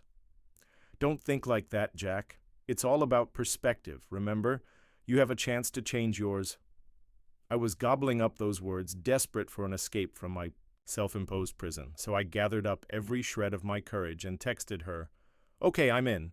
In the weeks leading up to the retreat, I crammed together what little savings I had, gifting every penny I could spare to this adventure. I worked rhythmically, pouring my heart into every session. I got distracted daily, consumed by thoughts about whether I was making the right choice. Where was my life really headed? Yet when I finally landed in Costa Rica, all those anxieties momentarily faded. The retreat felt surreal. The tropical air, fragrant and fresh, wrapped around me like a warm hug. I was surrounded by serene beaches, lush greenery, and a cacophony of laughter and music. It was in reality an Instagram dream, but my heart still wrestled with shadows. Mia introduced me to the group, an eclectic mix of souls searching for clarity. The daily yoga sessions were nothing like I expected. They pushed me beyond my limits, both physically and mentally. At first I stumbled, but slowly I began to find stability, not necessarily in balancing on one foot, but in standing tall amidst my fears. As the days faded into weeks, I tried to immerse myself with the group's energy, reminding myself of Mia's incessant mantras. But what began as a beautifully liberating escape turned complicated. It was the last evening of the retreat when this unraveling occurred. I overheard Mia discussing something on the patio, half of my heart swelling with pride, half sinking with dread. "I truly believe he can do this," I heard her say. Once, "He's back. He's going to launch his own yoga blog. I mean, all he needs is to picture himself in a different reality." In that moment, a swell of jealousy filled my throat. I wanted nothing more than to bask in the glow of her belief. Yet my mind ignited a familiar narrative. What did I actually know about yoga? What did I have to offer? That evening, I confronted her, the culmination of resentment bubbling to the surface. "Why do you think I can do this?" "You're the one." With skills. You're a teacher. Jack, she started gently, you just don't see what I see. Writing about your experience could be transformative. You understand, I smashed my hands down on the table, rattling the plates. I can't just become something I'm not. You really think writing will magically change my life? It's never that simple. Her eyes narrowed. You make it sound so easy, but you have to see it to believe it. You can't just chase after the reflection. A storm brewed inside me. Maybe if you'd been there to hear my concerns instead of just giving me banners and pop quotes, you'd understand. With that, I stormed off, anger gnawing at my insides as I trudged down to the beachfront. The sound of the waves crashing mirrored my inner turmoil. Why couldn't she see my perspective? Why was I stuck amidst this constant battle? It wasn't until later that evening, alone on the shore with my thoughts, that I began to realize how far we had drifted from each other. Mia believed in endless possibilities, while I felt trapped inside limitations. The following morning, I mustered up an apology, but it didn't go as planned. I'm sorry for what I said, but Mia, it's overwhelming, I said, heart racing. You want me to see life like you do, but I can't just magically transform under your spell. How can you expect me to live up to your dreams? Jack, this isn't just about my dreams. You are the one holding yourself back. There's only so much I can take. I've lost my job and now I'm losing my friend. The exchange spiraled into a cacophony of accusations, misunderstandings hanging in the air, slowly suffocating our friendship. I left her that night, heartbroken and hollow. Back home, though I longed for comfort, I only found isolation. I feverishly poured my thoughts into that journal, an explosion of frustration, questions, tears, and perhaps a glimpse of understanding. I realized I couldn't continue seeking Mia's approval or adopt her perspective as my own. When I returned from Costa Rica, I did find clarity. While I avoided extensive social interaction, the experience surfaced emotions that led me to explore my own aspirations capable of intertwining with my passions. Days bled into weeks before I finally typed my first blog post, Finding Balance by Dancing with Shadows. I decided to share my process. Slowly but surely, my voice echoed through cyberspace as I combined writing with mental health, showcasing what it meant to embrace my vulnerabilities. And then there was the moment, 2 months later, when an unexpected email found its way into my inbox. It was from Mia. Hey Jack, I've been following your blog and I'm genuinely proud of you, she wrote. I see the beauty of your words, the way you weave your journey, a narrative I wish we had shared together. I hesitate to ask, but could we, perhaps, meet? I miss you.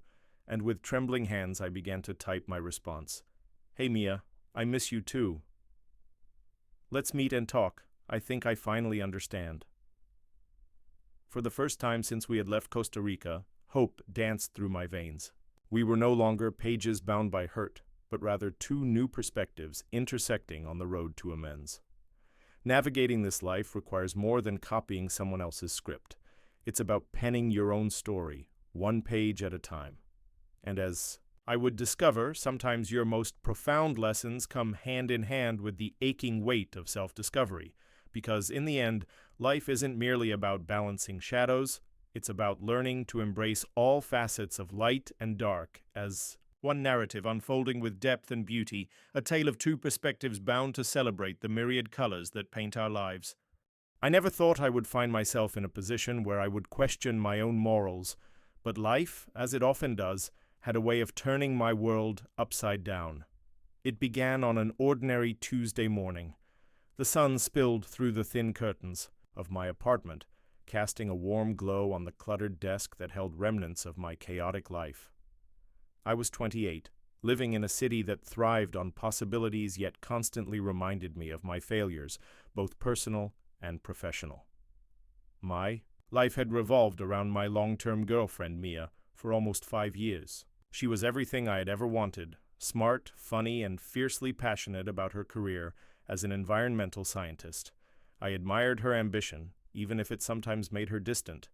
I found myself slipping into the routine of our relationship, growing comfortable while allowing the spark we once had to dwindle. At times, I wasn't sure if my love for her was genuine or if it had become a habit, a safety net in a world filled with uncertainty. If anyone had asked me, I would have sworn that we were in it for the long haul. But when I was invited to a friend's art gallery opening, I had no idea that the evening would change everything.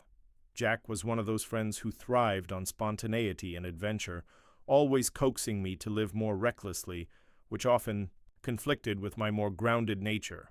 Yet I found it hard to resist the lure of his infectious energy. The gallery was buzzing with artists, critics, and curious onlookers. Amongst the crowd, I felt oddly out of place, like a fish swimming upstream in a current of creativity and passion.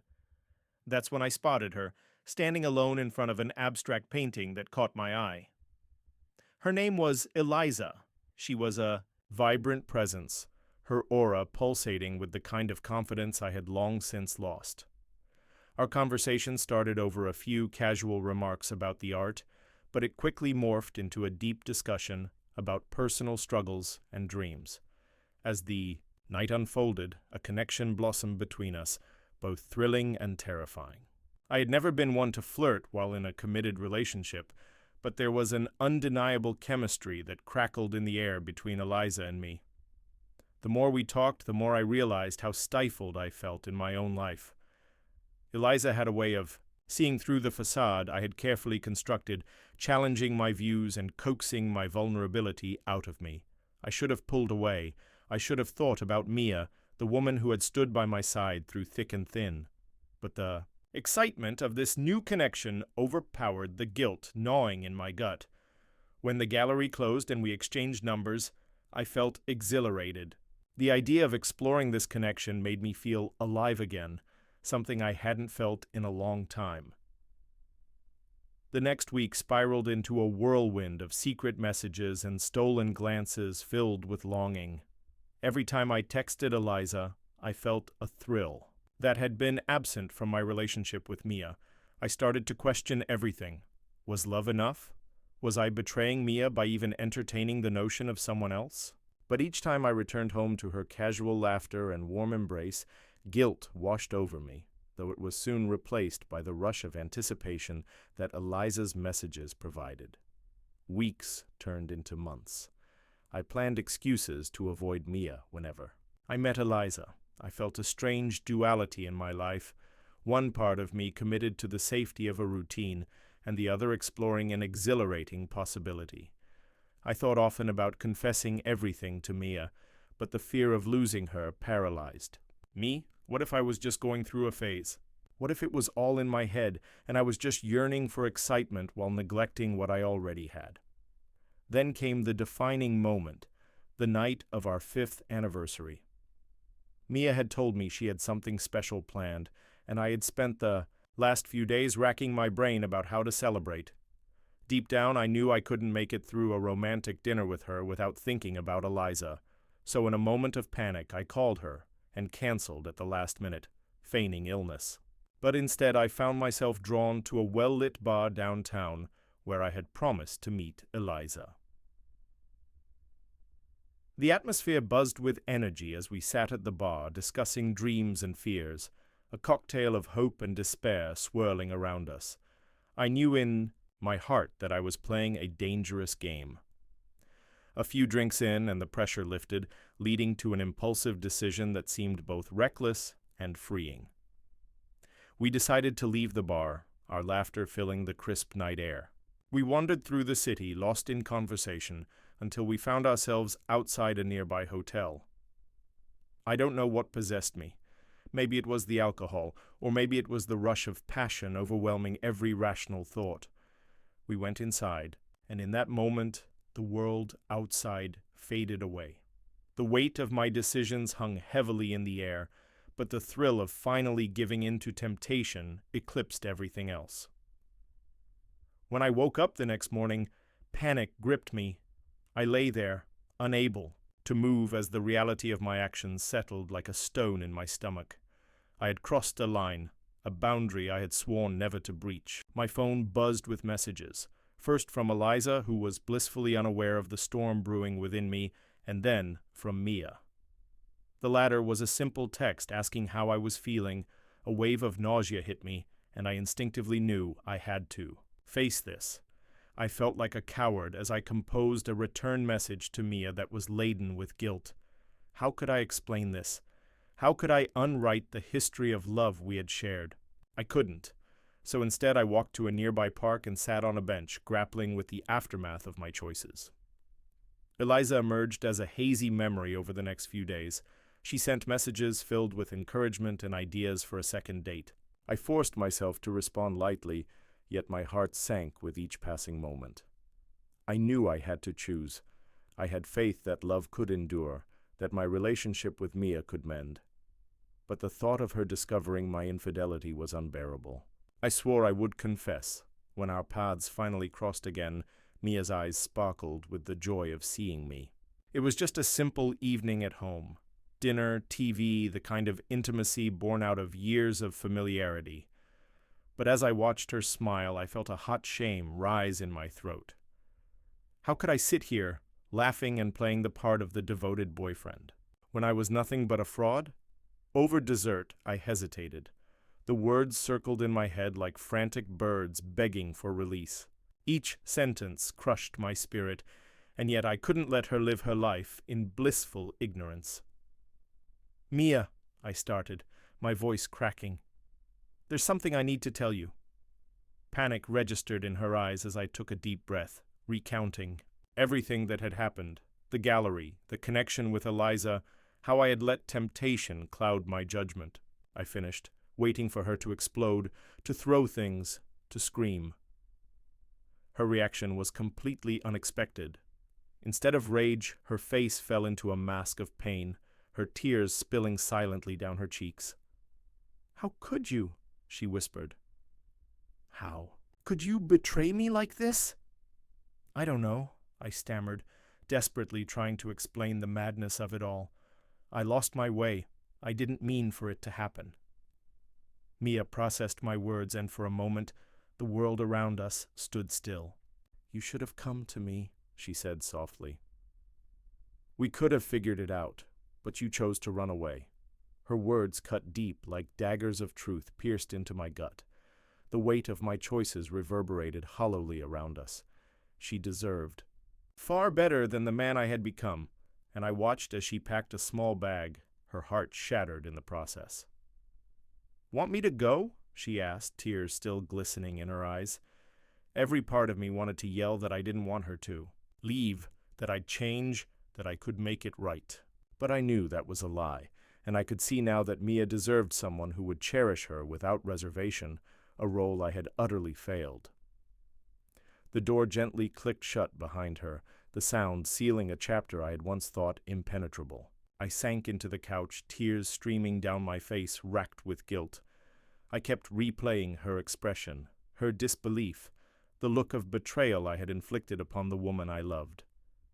Days blended into weeks as I wrestled with my choices. I searched through old messages with Mia, reminiscing about moments that filled me with longing. But in each memory I could feel the weight of my betrayal suffocating any hope of resurrecting what we had. Eliza sent a handful of messages during that time, but I could no longer find excitement in the flirtations. They felt like a mockery of something I had extinguished with my own hands. In time, I made my way to an anonymous Reddit forum, seeking solace in a community that thrived on stories of heartbreak, redemption, and life lessons. Painting my story. In vivid detail, I grappled with the question everyone seemed to ponder: am I the asshole?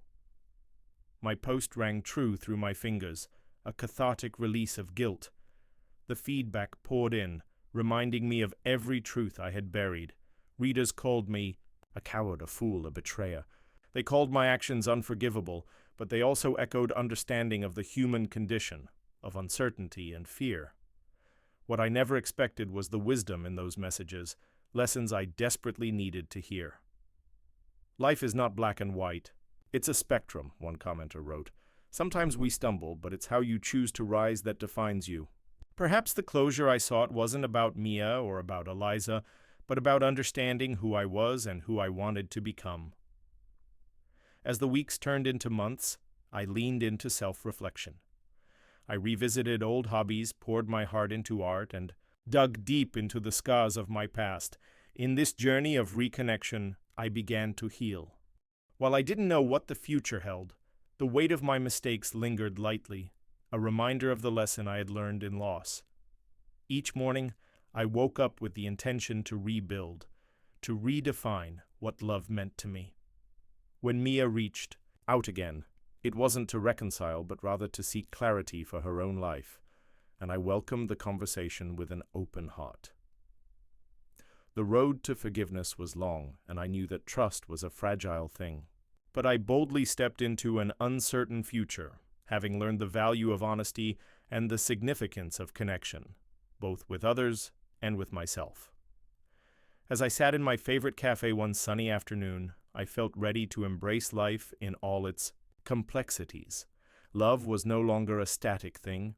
It was a living, breathing force that required authenticity and respect, a lesson I would carry forward. And while my heart still carried the bittersweet remnants of past choices, I felt hopeful for the chapters yet to be written. I always thought I knew what love was. Growing up, I'd witnessed my parents' tumultuous relationship, the constant bickering, misplaced trust, and fleeting moments of affection. Yet, despite their struggles, I held on to the fairy tale in my heart. When I fell for Samuel, I thought I had finally found the kind of love that transcends all, one built on honesty, loyalty, and mutual admiration. Little did I know that what I believed was a firm foundation would crumble beneath my feet. I remember the day all of this unfolded. It was my 28th birthday, a milestone I intended to celebrate with my friends. I had planned dinner at a trendy new restaurant downtown and followed it with cocktails at a rooftop bar that offered a breathtaking view of the skyline.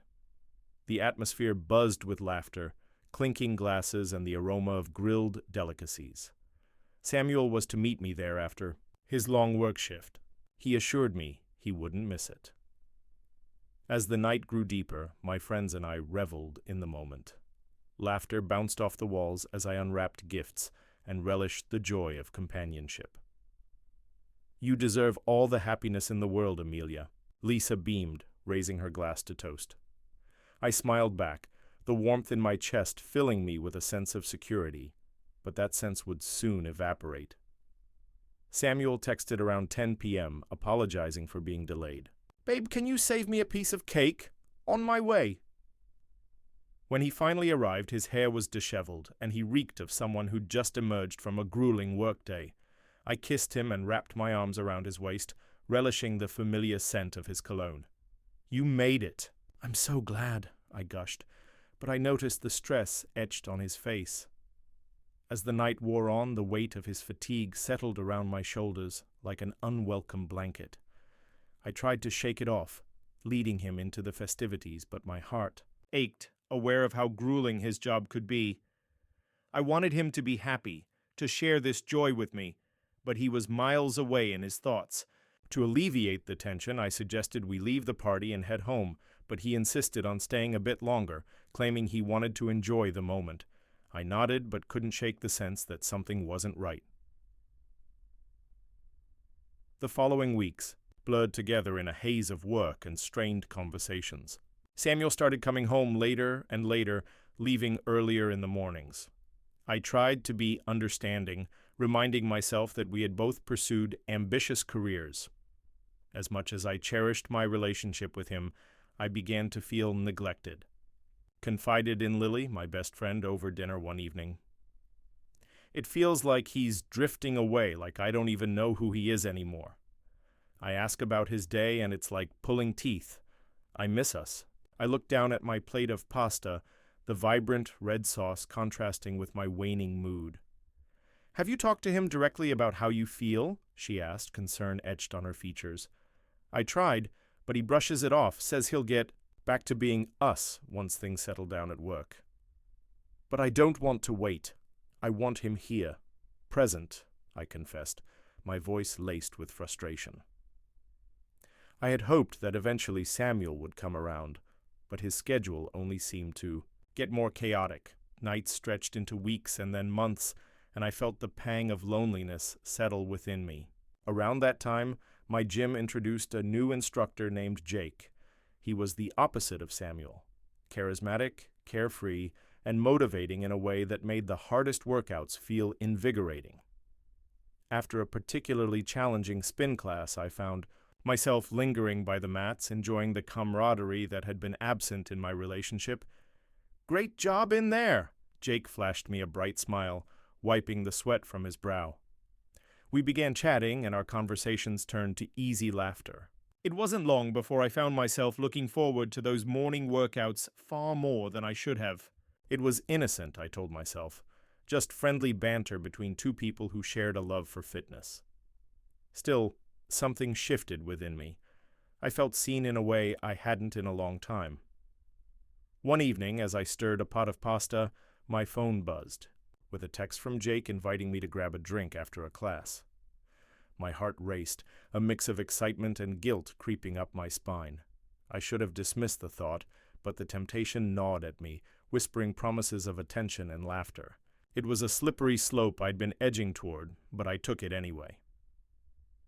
That night, I found myself sitting across from Jake in a vibrant bar filled with echoes of laughter and distant music. He was charming and thoughtful, and the way he listened, to me, felt refreshing. The more we talked, the more the weight of my loneliness dissipated, replaced by an electrifying thrill. As the hours passed, Jake leaned in closer, his warm breath sending shivers down my spine. And amidst the clinking glasses and vibrant chatter, I let myself get swept away, almost forgetting Samuel in the haze of fleeting joy. It had started innocently. A few drinks turned into a confidant friendship, but as days became weeks, I invited Jake to join me under pretense of needing a workout partner. My heart waged a war against my conscience, truth whispering in one ear while desire screamed in. The other, I knew I was treading dangerous waters, but every shared laugh with Jake felt like a breath of fresh air. Samuel, on the other hand, was becoming even more distant. I'd sit alone at home, scrolling through my phone, feeling like an intruder in my own life. And with each week that passed, each smirk exchanged with Jake, my internal conflict grew, broader. The turning point came late one night, after an exhausting week. Samuel had arrived home late again, utterly exhausted from work. As I lay there in bed, the pang of his absence hitting harder than usual, I decided to reach out to Jake, hoping for a distraction. A few playful exchanges soon turned flirty, and before I knew it, I was inviting him over. It was a reckless decision, driven by a loneliness I had ignored for far too long. Jake arrived shortly after, and the chemistry we had developed over weeks spiraled into something indefinable. The walls I had built around my heart crumbled in a moment, and before the night was over, I had crossed a line I never thought I would. The weight of what I had done crashed down on me when I woke up the next morning. Guilt gnawed at my insides. Twisting and turning mercilessly, I may have chased the thrill, but the enormity of my actions forced me to confront reality. I had cheated on Samuel. I felt like an imposter in my own skin, a stranger to the values I once held dear. I spent the entire day in a haze, wrestling with shame and betrayal. The thought of confessing haunted me. I had betrayed the one person who had always seen me, who had been by my side through everything, and who deserved better than this deception. Hours went by like molasses until I finally picked up the phone, intending to call Samuel, but the words stuck in my throat, tangled in the web of fear and remorse. When he finally returned that evening, his face was weary yet hopeful. "Hey, Amelia, you okay? You seem distant." His voice was tinged with concern, and the sincerity in his eyes made my heart ache further. As I sat across from him, the knot in my stomach tightened. I couldn't lie, nor could I risk losing him by remaining silent. I gestured for him to sit, heart racing as thoughts whirred in my mind like a turbulent storm. It wasn't easy. To gather the courage to say it out loud felt like facing an avalanche with no way to shield oneself. "Samuel, there's something I need to tell you," I began, the tremor in my voice revealing more than I intended. His brow furrowed, and I fought back the tears that threatened to spill. I kissed someone else," I finally managed to say, the weight of each word causing me physical pain. I don't know how to explain it, but I let my loneliness get the best of me. I cheated, Samuel, and I'm so sorry." The silence that followed was deafening. His expression hardened, shoulders slumping as if the very air had been knocked out of him. "With who?" he finally asked, and the hurt laced in his voice felt like shards of glass piercing through me. "Jake," came my reply, barely above a whisper. It felt as if an earthquake had struck, roots uprooted and foundations shattered. Samuel stood up, turning away from me. "I can't believe you would do this," he said, his voice cracking under the weight of betrayal. "I never meant for this to happen. I thought I was alone. My voice was shaky, and desperation took hold of me, wishing fervently that I could take it all back. "It doesn't matter what you thought," Samuel shouted, the pain in his voice hitting me with full force. "You made a choice, Amelia. You chose to betray my trust." Each word struck me like a lightning bolt. I had disrespected the love we built together, the trust that had taken years to foster. I could see my decisions burning the bridge we had built together, and I stood there, helpless to stop it. "I'm so sorry, Samuel. I never wanted to hurt you. I didn't know how to talk to you about my feelings." My voice fell quieter, acceptance creeping in. The hurt etched on his face broke me even more. "Do you even realize what you've done? I thought we were building a life together. How can I ever trust you again?" He shook his head in disbelief, his anguish transparent. It felt like a door had slammed shut, severing the bond we'd nurtured for years. I watched as he took his things, packing in silence as if he were preparing to leave a home he'd built for years. I had broken it all, what we had, what we dreamed of, and the future that no longer glimmered with hope. As he stepped out of the door, I felt my heart shatter into 1,000 pieces, each one a reflection of everything I had lost in a single moment of selfishness. I watched him disappear down the hall, left alone in the silence of my own making. The weeks that followed were filled with swift regret and emptiness. My days melded into a haze of mundane reality. Work became monotonous, and interactions with friends felt superficial. I'd lost more than my partner. I had lost a piece of myself. I knew I couldn't go back. I had dammed the river of trust and allowed it to overrun everything we had built. But what haunted me more was the thought of going forward from here. The guilt weighed heavy on my conscience, but it also forced me to examine my role in this tragedy. I combated my internal demons, spending long nights reflecting on why I had sought solace elsewhere, instead of reaching out to the person who loved me unconditionally. The loneliness grew louder with every passing day, and I sought to mend my heart. I started attending therapy sessions to unpack the layers of my choices. With every week that passed, I grappled with the chaos of my decisions, first by facing my feelings of inadequacy, and second by acknowledging my innate tendency to choose, instead of seeking connection. Months later, as the seasons shifted and autumn leaves danced through the streets, I stood at a familiar cafe, wrapping my hands around a warm cup of coffee. It was a small comfort, but reminded me that life continued even amidst turmoil. As I stared out the window, the familiar face of Samuel crossed my mind, an ache that would remain with me. There were no promises of redemption. I could only offer myself momentum to grow in ways I had neglected. I would learn to love again, be it myself or someone new. But with that realization came a bitter truth. I had betrayed something precious and would always bear the scars from that betrayal. And as understanding took root, I began to find peace within. I had to own my mistakes without losing sight of my worth.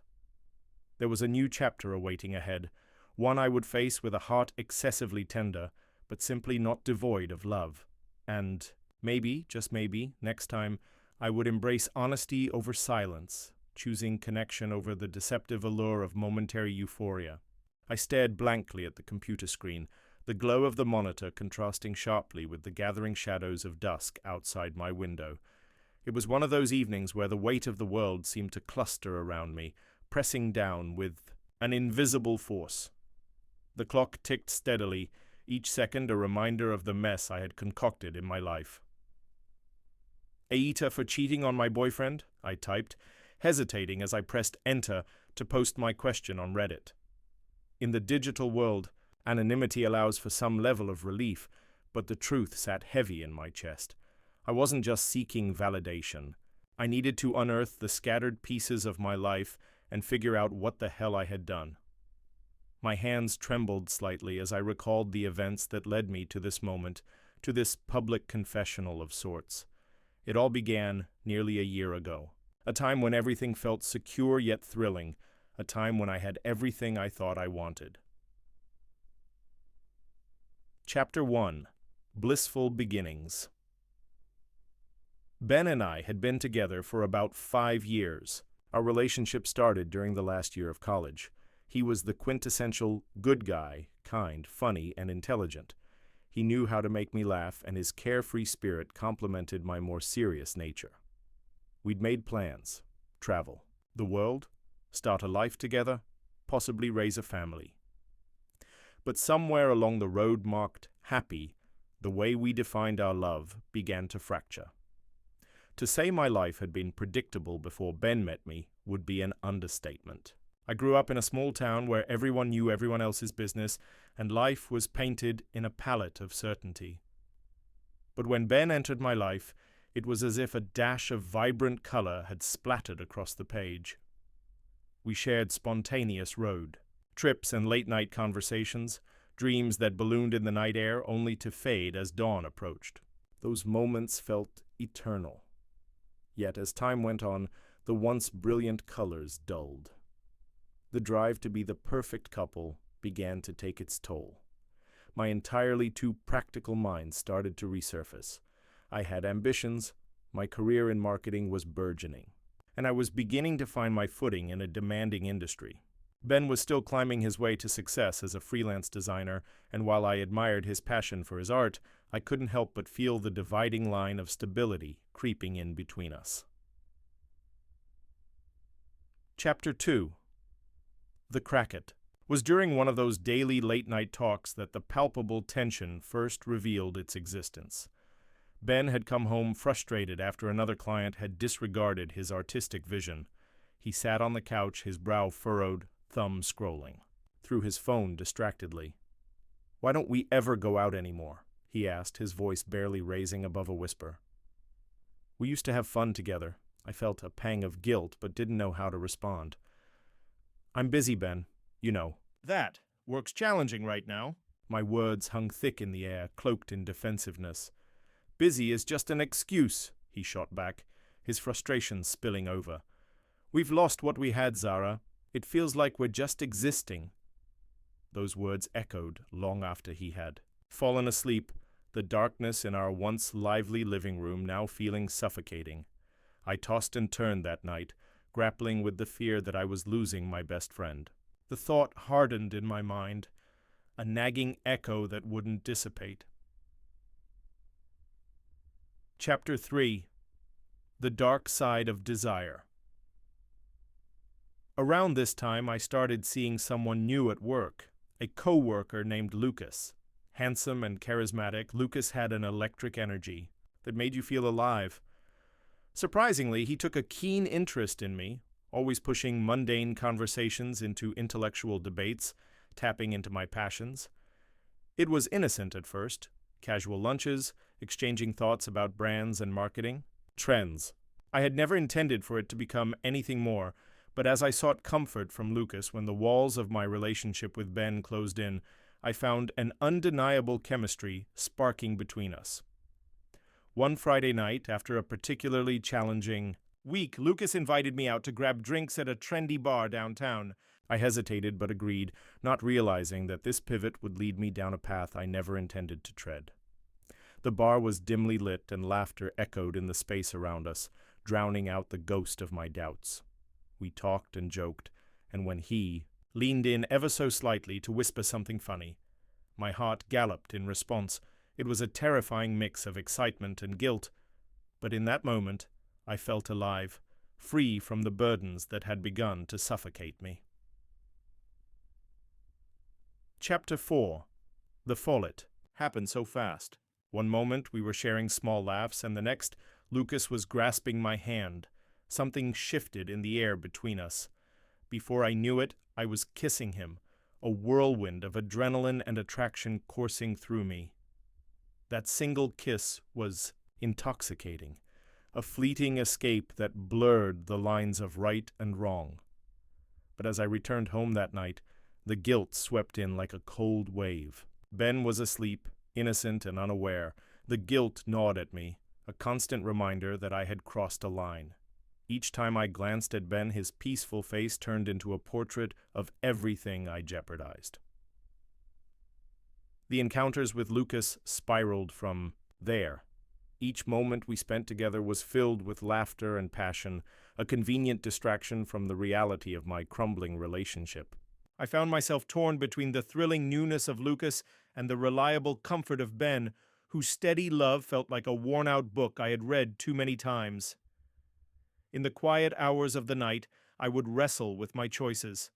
What had started as a harmless reprieve had morphed into so much more.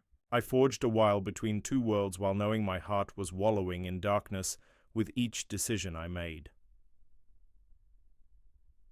Chapter 5. Reckoning.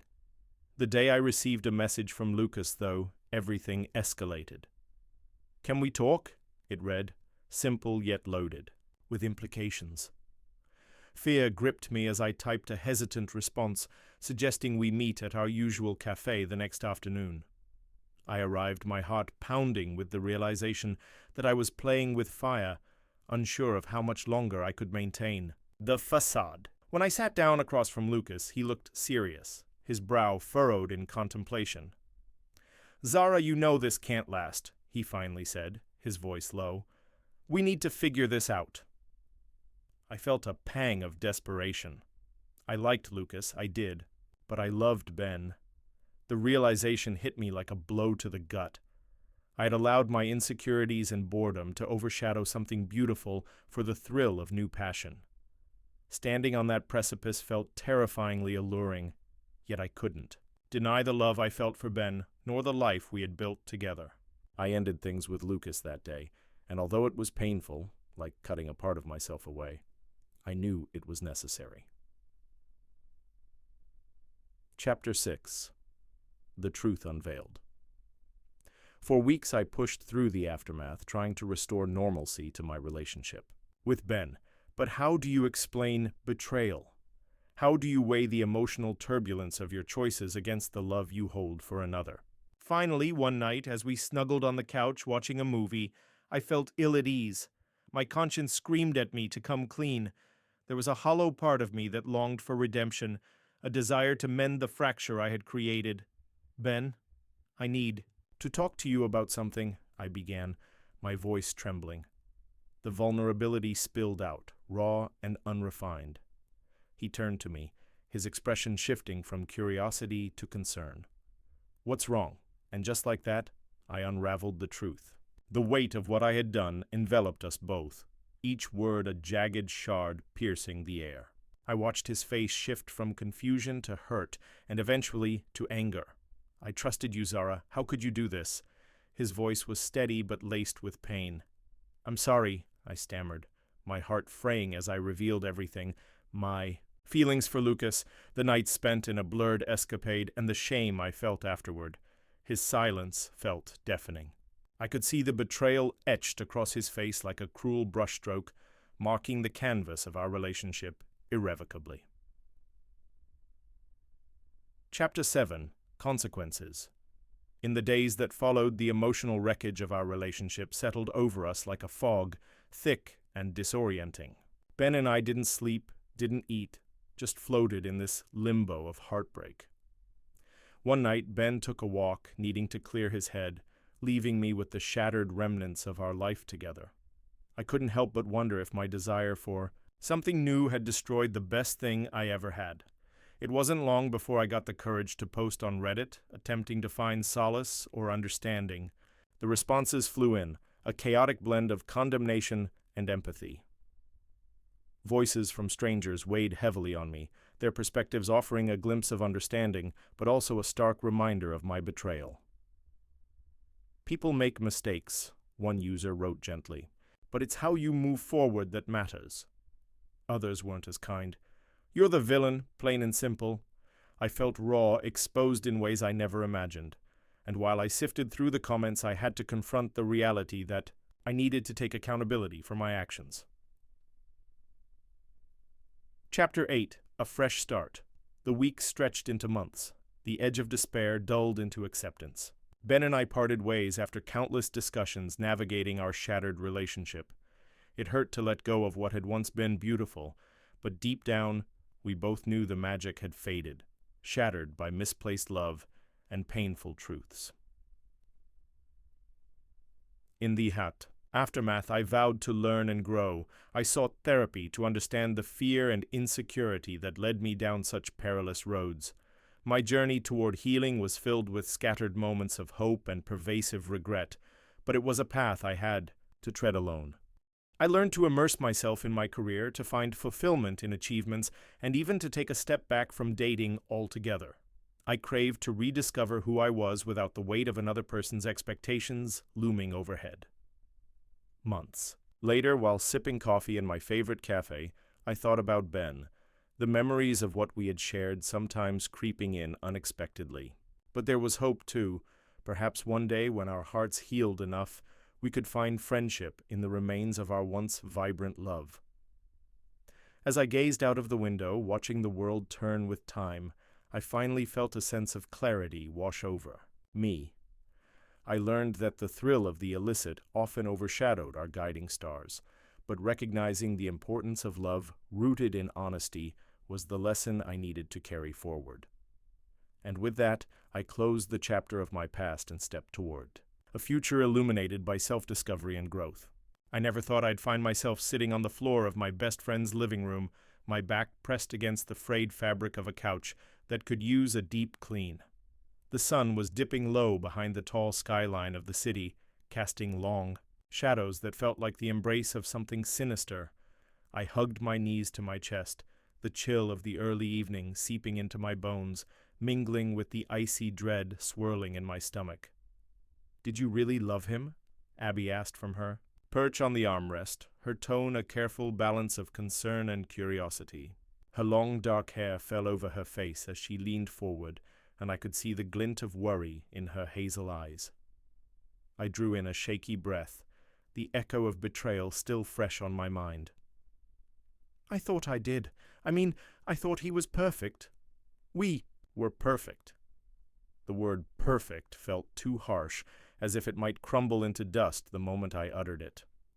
Abby tilted her head, almost as if she were trying to see inside my soul. "You know, it's okay to feel lost after something like this. You're still processing everything." Her empathy was a comfort, but it did little to shield me from the thoughts that kept hammering against my mind. Thoughts of Ryan, my boyfriend, for 3 years, and the way he'd shattered my heart.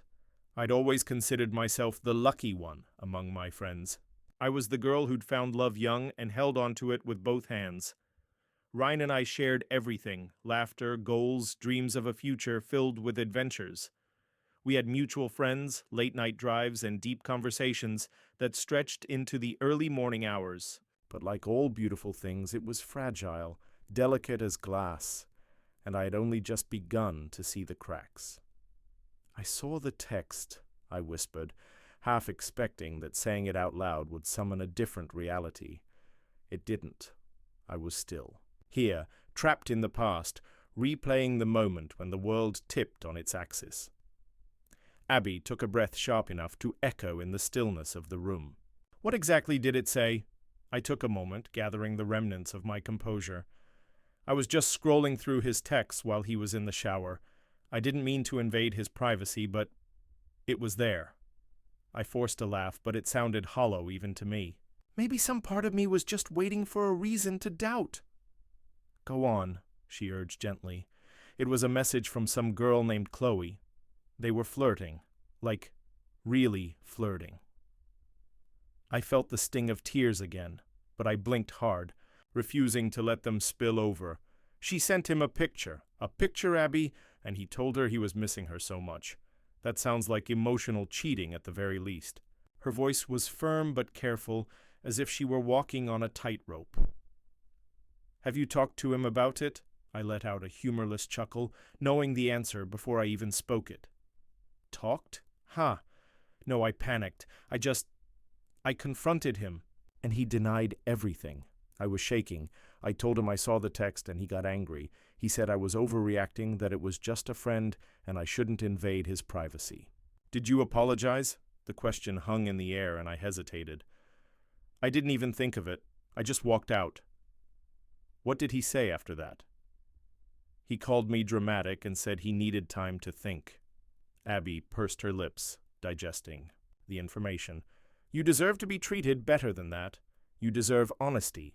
I nodded absently, my gaze flickering across the room, landing on the haphazard collection of mugs on the coffee table, remnants of our countless study sessions over the years. Each mug a vibrant color, yet they felt painfully dull and lifeless. At that moment, "What if he didn't cheat?" I said, the words catching in my throat. "What if it was just a harmless flirtation that went too far?" Yeah, but it's about trust. Abby's voice had softened into a soothing balm, albeit one that failed to mend my scattered heart. I mean, do you feel comfortable trusting him again? I closed my eyes, relishing the darkness but dreading the thoughts that crowded my brain. I don't know, I finally confessed, my voice shaking. When I think about it, I can't picture a future with him anymore. I can't even picture our apartment, our happy moments, not after this. Then it's time to reevaluate, she said softly. You are allowed to feel hurt. You are allowed to want more. It was true. I craved more than just a tongue-in-cheek apology or a flimsy excuse. I craved the safety that Ryan had promised, a love that met me at my level, one that didn't dismiss my feelings. The next day I woke with a sense of resolve, buoyed by Abby's words. I decided I would confront Ryan. No more second-guessing or softening the blow. I needed closure if I was to move on. As I stepped into his apartment, the familiar scent of his cologne assaulted my senses, triggering memories of sweet moments shared within those walls. But none of it felt inviting now. I found Ryan slouched. On the couch, a beer in hand, although it was barely noon. His tousled hair and weary eyes suggested he'd spent the night sleepless. "Hey," he greeted. The usual warmth in his voice was absent, replaced by something colder, almost resentful. "Hey." My throat felt constricted, but I pushed through the discomfort. "Can we talk?" He shifted, setting the beer aside. "Sure, what's up?" I saw the text from Chloe. The words barely escaped, my heart racing at the confession. I need to know if you've been cheating on me." Ryan stiffened. "I told you it was nothing, just a friend messing around. You're not really going to turn this into a big thing, are you?" "Why is it so hard for you to just admit how you feel?" I pressed. "Things can be messy in friendships, Ryan. Admit that it's wrong."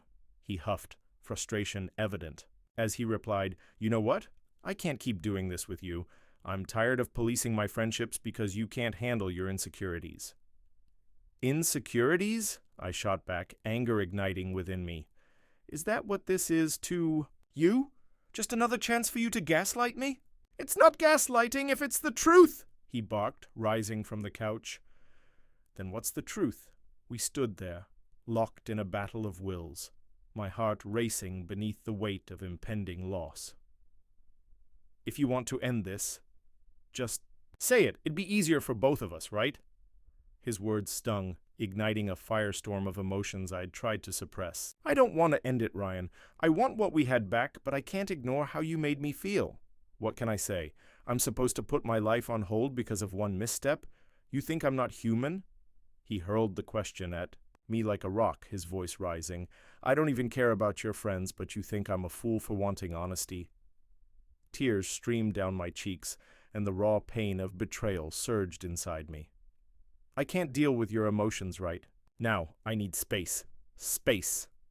The word lingered between us, heavy and suffocating. I felt myself shrink, the air in the room charged with everything we hadn't said, the unsaid fears and the love that had begun to wilt.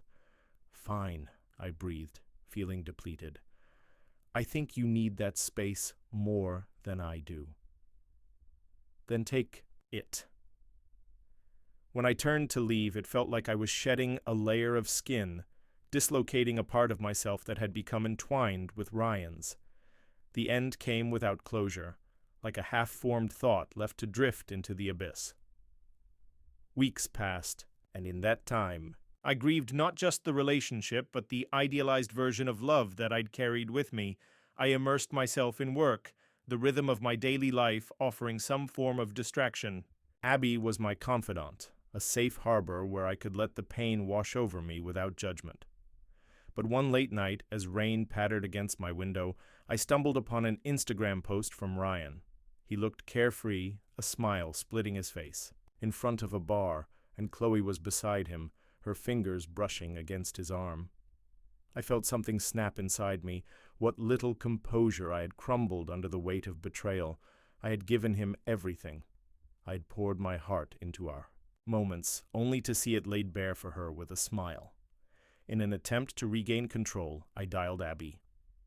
"I can't do this anymore." My voice came out even despite the tumult within. I keep trying to forget him, but every time I close my eyes, he's there. "Then don't close your eyes," she said softly, a hint of pity threading through her words. "Focus on your vision for the future. Who do you want to be? More importantly, who do you deserve to be?" As I hung up, I found myself staring into the depths of my own reflection. I felt reshaped, a patchwork of all the emotions I had allowed to seep into my life. I was not just a victim of betrayal, but also a witness to my strength, no matter how battered it felt. With each passing day, I began to blossom again. I explored new hobbies, distracted myself with readings that sparked my imagination, and reconnected with friends I had neglected. Fun nights out transformed into healing experiences, and slowly the hollow ache receded. The journey was far from linear. There were waves of grief and anger, sometimes lashing at me like a tempest. Yet amidst the whirlpool of emotions, a steady beat emerged, the sound of self-love whispering through the chaos. Months later, I looked at myself in the mirror and felt empowered to face whatever the world threw next. I was no longer defined by Ryan or the relationship we'd created. I was me, a mosaic forged from the remnants of heartbreak and resolution. Abby, in her infinite wisdom, had taught me that love shouldn't be blind. It should illuminate, and should it shatter, it is merely the prelude to a gift that would eventually blossom in its place. And so I resolved to navigate love with open eyes, aware of both its beauty and its dangers, ready to embrace it all, but never again to be a shadow in someone else's glow. I stared at my reflection in the bathroom mirror, barely recognizing the person looking back at me.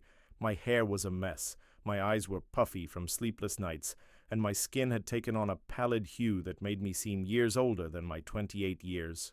I was caught in a cyclone of heartache and confusion, grappling with an emotional weight that should have been impossible for anyone to carry alone. My name is Clara, and I had a pretty uncomplicated life. At least, it used to be that way. I worked as a graphic designer in a trendy little studio in downtown Seattle, had a close-knit group of friends, and was in a steady relationship with Matt for 3 years. My life felt ordinary but comfortable, a serene rhythm of love and ambition that usually didn't feel like it could be shattered. But all of that changed 2 weeks ago when I stumbled upon a thread of deceit that would unravel everything I thought. I knew it was a Tuesday night, and in a desperate need for distraction, I got sucked into the virtual world of Reddit. The posts ranged from humorous to deeply confessional, but one whose title caught my eye read, "Aita for having feelings." For my best friend's girlfriend? I clicked, curiosity piqued. As I skimmed through the story, my heart pounded uncomfortably. My mind replayed the events of the previous week, the tiny moments that added up to a betrayal I never anticipated. It began innocently enough. Matt had invited me to a gathering at his best friend Alex's house. The air was warm and filled with the sounds of laughter, cold drinks, and the chatter of familiar faces. I felt secure among my friends, completely unaware of the shadows brewing beneath the surface. In the weeks leading to the gathering, I noticed Matt's occasional late-night phone calls and the peculiar way he would smile at his phone before putting it down. I chalked it up to work stress, or perhaps a secret he was keeping from me as a surprise, but deep down, an unsettling itch crept into my mind. At the party, I was engrossed in animated conversations with friends, yet all I could pick up on was the sudden intensity between Matt and Alex's girlfriend, Jess. Despite her bubbly personality, my gut churned when I noticed the way she'd touch his shoulder, the laughing glances they exchanged that lingered just a second too long, and Matt's seemingly effortless attempts to impress her. I brushed it off, thinking maybe it was just me overthinking it. After all, Jess adored her boyfriend, and Matt was a loyal partner. I munched on hors d'oeuvres, trying to focus on the conversation happening in front of me, but I couldn't shake the feeling. A few days later, I had planned a casual dinner date with Matt at our favorite Thai place. As I arrived, a surge of delight coursed through me from the aroma of spicy basil and coconut rice, but my excitement waned when I saw Matt's brow scrunched, his phone buzzing, engrossed in a conversation that seemed to eclipse my presence. He greeted me with his usual warmth, but there was an undercurrent of something restless that I couldn't put my finger on. We shared a quiet dinner, the kind filled with one-liners and inside jokes, but I felt a distance growing, a chasm that had begun to widen between us. As we walked back to the car, I decided it was time to bring it up. "Matt, is everything okay?" I asked, looking up at the constellation of stars littering the Seattle sky. "Yeah, of course. Just work," he replied, his gaze focused on the pavement. "Is it about Jess?" I winced at my own boldness, the words spilling out before I could backtrack. He paused and turned towards me, something unreadable in his eyes. "What? No. Your tone says otherwise," I pressed, feeling a lump form in my throat. "I swear, Clara, nothing is going on." The unease festered inside me, but I forced myself to believe him, at least for a little while longer. The storm broke 2 days later. It was late evening when I returned home, and my phone pinged with a text from Alex. A simple, "Hey, can we talk?" twisted my stomach into knots. I glanced at Matt, who was engrossed in a video game. "Sure, what's up?" I replied, trying hard to keep my tone casual as I wandered into the living room, preparing for a conversation that might hold the piece of knowledge I desperately needed. When Alex arrived, he looked uncharacteristically anxious, his hands fidgeting in a way I had not seen before. Clara, this is tough, but I feel like you should know," he began, eyes darting to Matt in the other room. I braced myself, my breath hitching, sensing the inevitable doom that was about to unfold. Matt and Jess, I cut him off. "What about them?" He took a deep breath. "They've been texting and meeting up behind your back." The words fell like heavy bricks, crashing through the fragile glass of my reality. My heart raced, pounding mercilessly against my ribcage. I felt my cheeks burning, anger and disbelief swirling within me. "That's not possible," I spat out, incredulous. "But it's true. I had to tell you," he continued, his voice laced with concern. "Why should I believe you?" I shouted, feeling the walls closing in. The room felt suffocating, and that wound in my chest was festering. Anger, betrayal, and confusion all blended into an overwhelming sense of loss. Alex's gaze softened. "I didn't want to hurt you, but you deserve to know the truth." For a moment I felt utterly empty, as if someone had taken everything precious and shredded it in front of me. I nodded, my mind racing. "Thanks for telling me." I turned, away from him before feeling the heat of tears spill down my cheeks, a rush of betrayal choking my words. I burst into our bedroom, and it was like stepping into a war zone declared by my own heart. There he was, Matt, blissfully unaware of the storm that had just engulfed our lives. I felt a cold chill as clarity seeped in. I needed to confront him, but my heart felt weighed down by the enormity of what I feared would be our last conversation.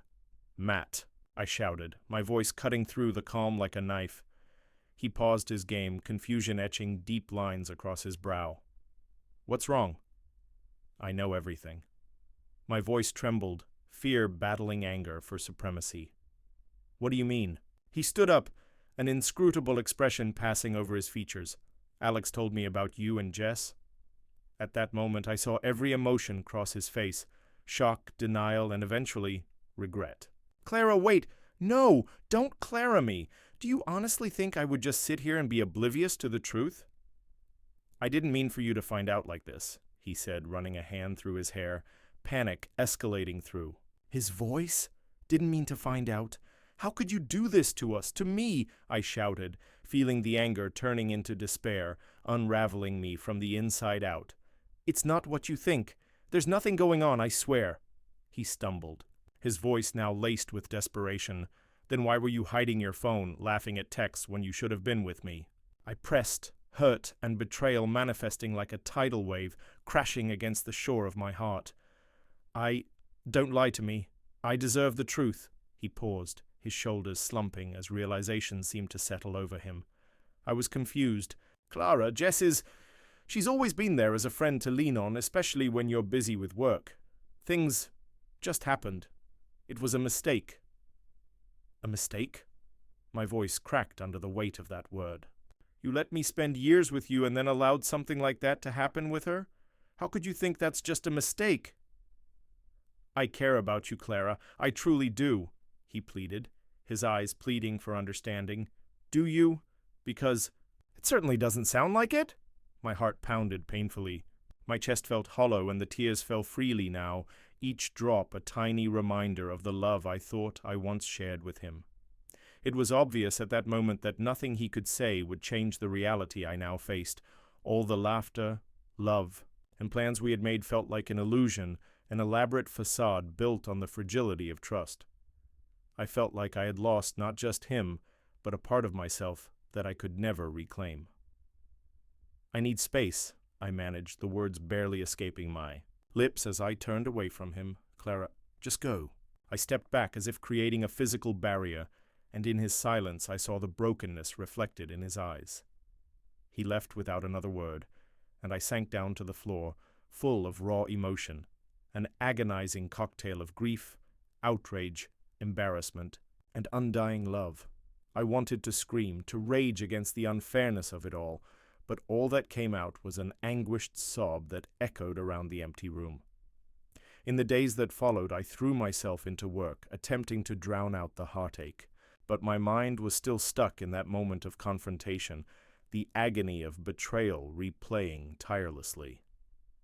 My friends rallied around me, providing support and distraction, but everywhere I looked, I felt the weight of my loss, as images of Matt and Jess filled my thoughts. I found myself gravitating back to the Reddit thread that had initially introduced me to this world of pain. Participants openly discussed relationships, miscommunication, and cheating. I couldn't help but wonder if I was to blame. A few commenters had defended the A-tape post, expressing their belief that emotional connections could shift dangerously, regardless of intention. I pondered my own mistakes. Was I too busy with work? Had I neglected the intimate needs of my relationship? But deep down, I came to a comforting realization. Although we may sometimes drift, dishonesty held a greater weight than mere emotional shadows. I decided to compose my own post, seeking the opinions of strangers on the internet, merely hoping for clarification. Aida for breaking up with my boyfriend after I found out he was texting my friend behind my back, I wrote, pouring my heart out in the comment section to an audience I knew would never meet me. Responses flooded in, a blend of sympathy and validation. With every reply, the emotional scales tipped toward vindication. Sure, I had mourned opportunities lost, but the threads of deceit couldn't possibly justify my relationship any longer. Days turned to weeks, and I slowly accepted what had happened as I began my journey to rediscovery. With the help of friends and therapy, the fog of despair started to lift, revealing a new beginning, one I had never envisioned before. Eventually, I picked up the pieces of my shattered heart, grounding myself in newfound empowerment. I began to explore passions I had neglected, from painting to travel, rediscovering the things that once spurred me forward. Without realizing it at first, I found solace in solitude. Months removed from the world of deceit, I learned to enjoy my own company, understand my worth, and recognize the importance of honesty in any relationship.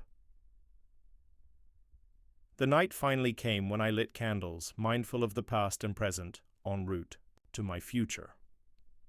I thought of Matt and Jess, But instead of anger, I felt tranquility, having resolved to redefine my path, ensuring I would never stand idly by again. When I surfaced back into the online world, I returned to the Reddit post, reflecting on how newly empowered and realized I had become. The comment section continued to fill with responses, but instead of pain, I felt a sense of belonging, a reminder that many of us share the weight of love and loss, all searching for clarity amidst the chaos.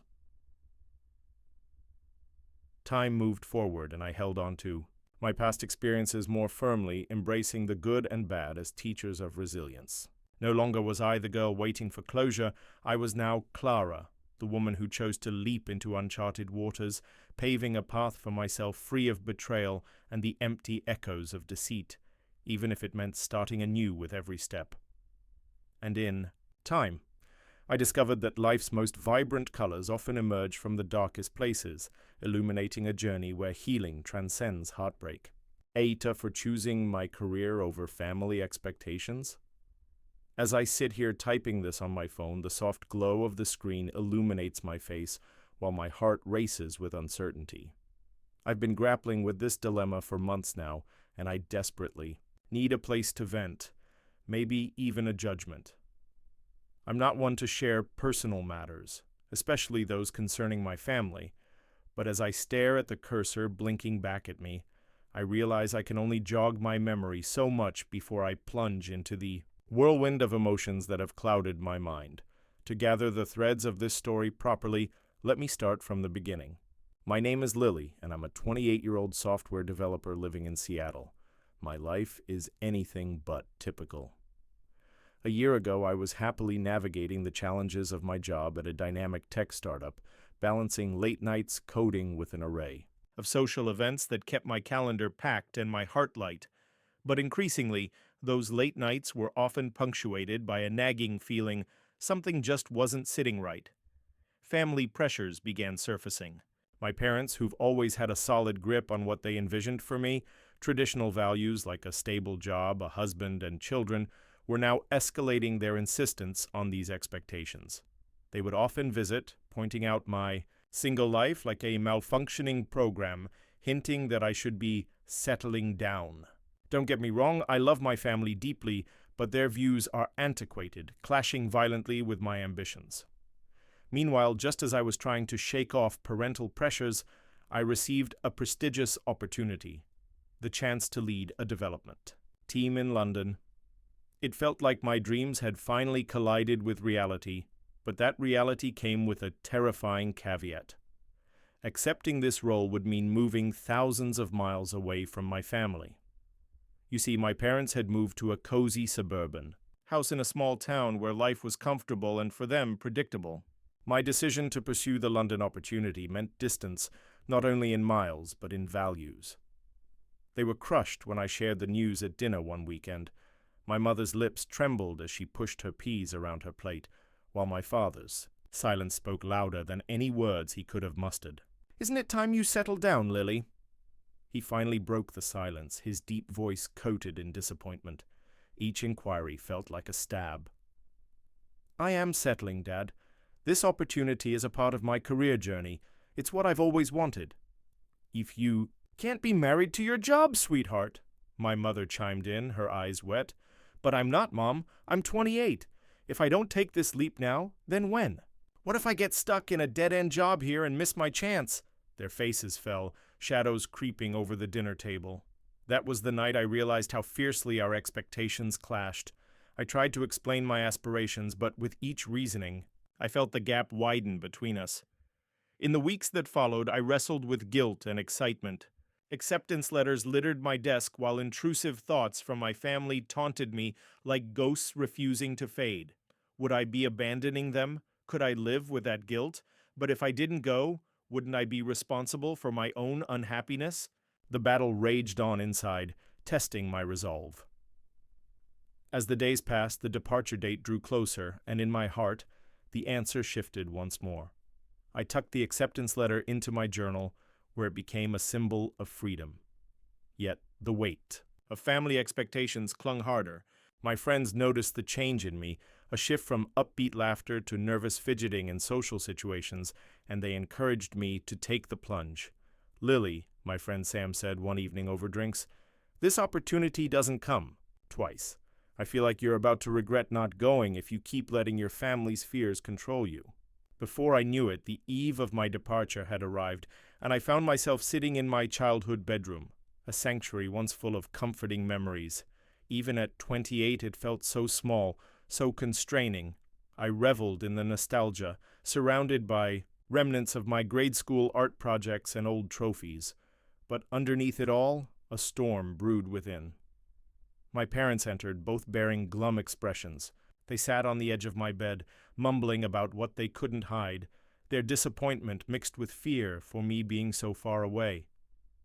"We just worry you'll change there," my mother whispered, shaking her head in worry. "Change is good."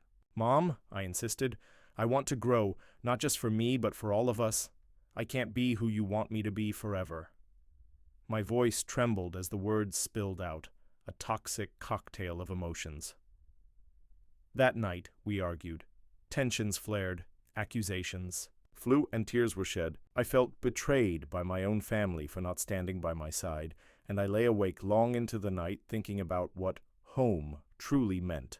Was it truly about proximity or about the people supporting my dreams? The next morning, I left a note. For them, a goodbye tinged with love, punctuated by my resolve. It wasn't how I envisioned my departure, but I felt it necessary, a means to clear my head and heart before taking the plunge into my new life. The journey to London was nothing short of transformative. Settling in, I quickly became a sponge, soaking up every bit of knowledge and new experiences. Leading the development team was exhilarating. The energy in the tech community was something I had never encountered back home. I felt alive. Yet, as I unearthed the excitement of my new life, my phone buzzed incessantly. Family group chats lit up with messages. "Can we have a video call tonight?" my mom asked. Guilt twisted inside me, but I agreed. When the call arrived, my heart felt heavy. Their faces were grim, filled with a blend of curiosity and sadness. "How's London?" my father asked, attempting light conversation, but the ache in his voice was unmistakable. "Well, it's amazing, honestly. The team is supportive. The city is vibrant. I feel like I'm thriving," I gushed, putting on my best face, but that facade crumbled quickly as their questions turned pointed. "When will you come back?" my mom asked softly, a plea hidden in her tone. "I don't know. I'm building my life here. I need time to find my footing." Their sighs sank into the silence, and I could feel the gulf stretch between us again. "You should think about what really matters, Lily," my father advised, a stern echo of family priorities. They'd hung onto the hope that the allure of London would wear thin, that the distance would soften me to reconsider what I had left behind. As time flew by, I settled into my new life.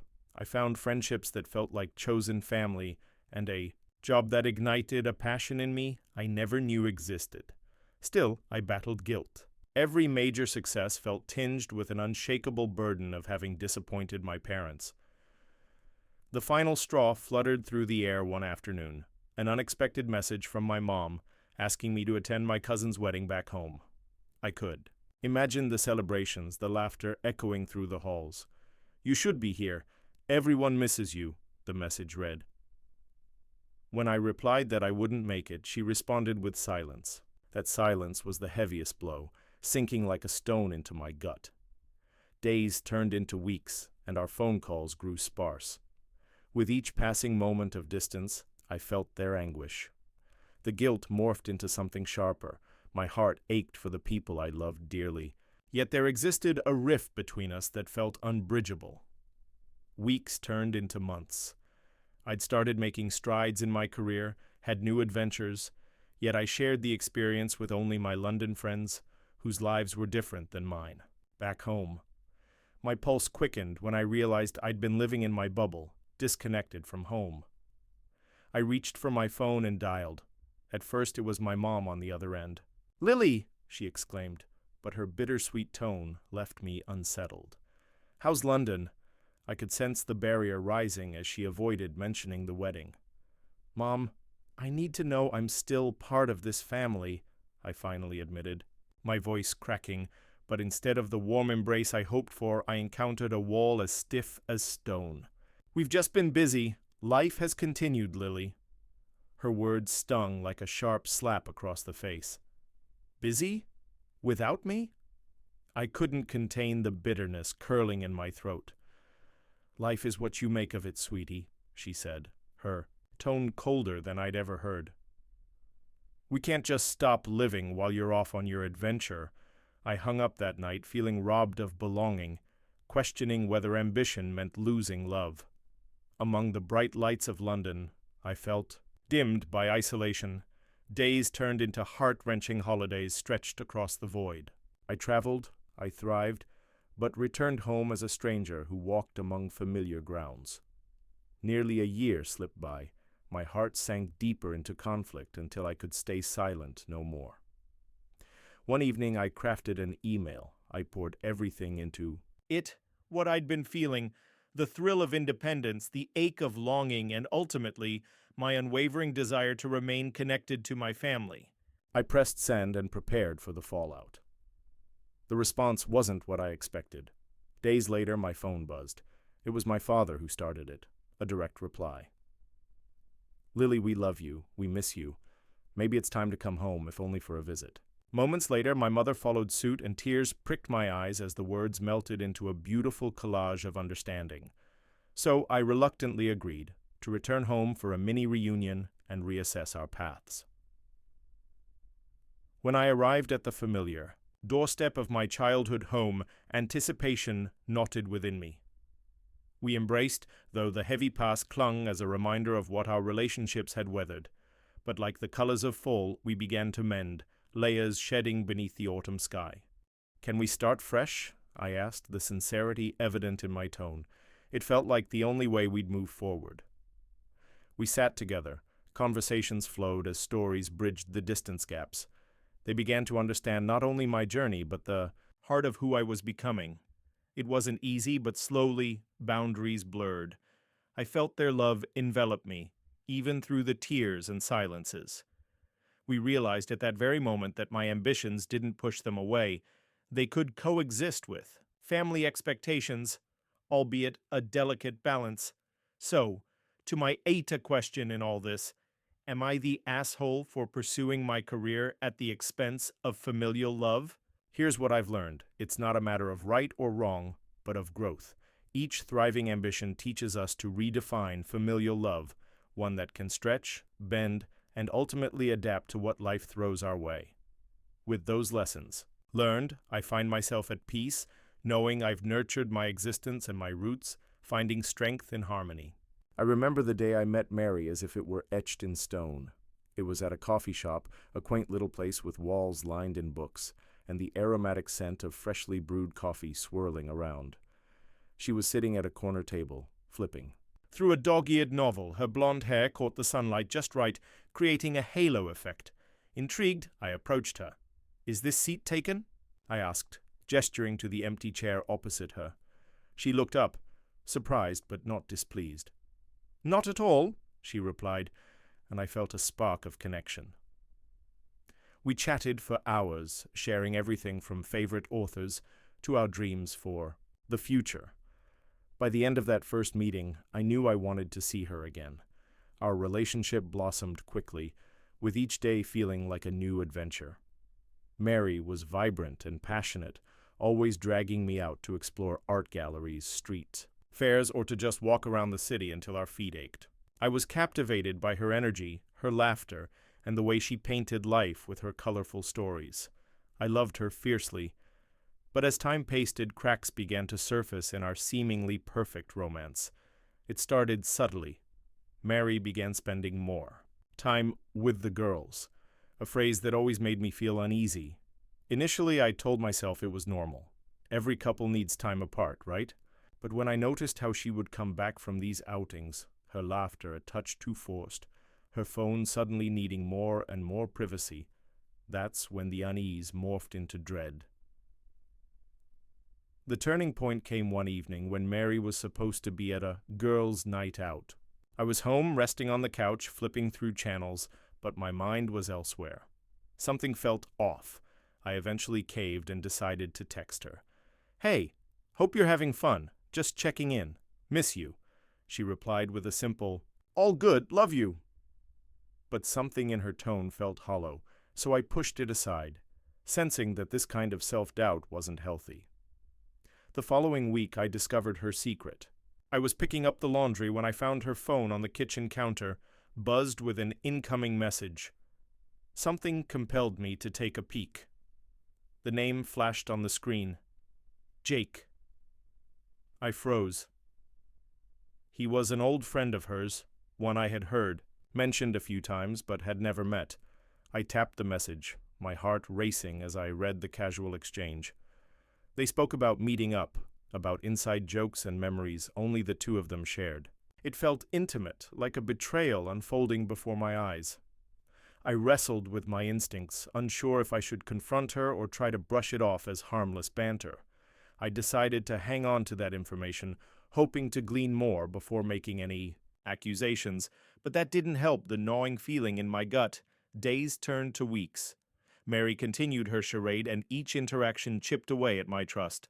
I found myself waking in the middle of the night, replaying conversations and searching for clues, feeling like a detective in my own life. Did she really love me? Was what we had real? Finally, the moment of truth burst through the fragile facade. One evening, after a frustrating day at work, I arrived home with a heavy heart. I found Mary lying on the couch, her phone screen lighting up the dim room. I plopped down beside her, a knot of anxiety twisting my stomach. "Hey, how was your day?" she asked, half interested. "Long," I replied, trying to keep my tone light, but I couldn't shake the weight pressing down on my shoulders. Turning my gaze to hers, I hesitated before blurring out, "I saw the message from Jake." Her face morphed from surprise to dread within seconds, taking on a pallor I hadn't seen before. "Alan," she whispered, frustration lacing her voice as if it was an obligation to explain. "It's not what it seems." "Not what it seems," I repeated, the tears threatening to spill. "Then what is it, Mary? Because it sounds like you're talking about inside jokes and plans to meet up." Her silence screamed louder than words. "Are you cheating on me?" I asked, though I already feared I knew the answer. She sat up, running her fingers through her hair, her breathing rapid like a hummingbird's wings. "I never meant for this to happen. Jake is just... He was a friend from college, someone I reconnected with. I didn't think we were doing anything wrong." "Didn't think? How can this be so casual for you?" I threw up my hands, feeling the tension engulfing the room. "Maybe I didn't want to hurt you.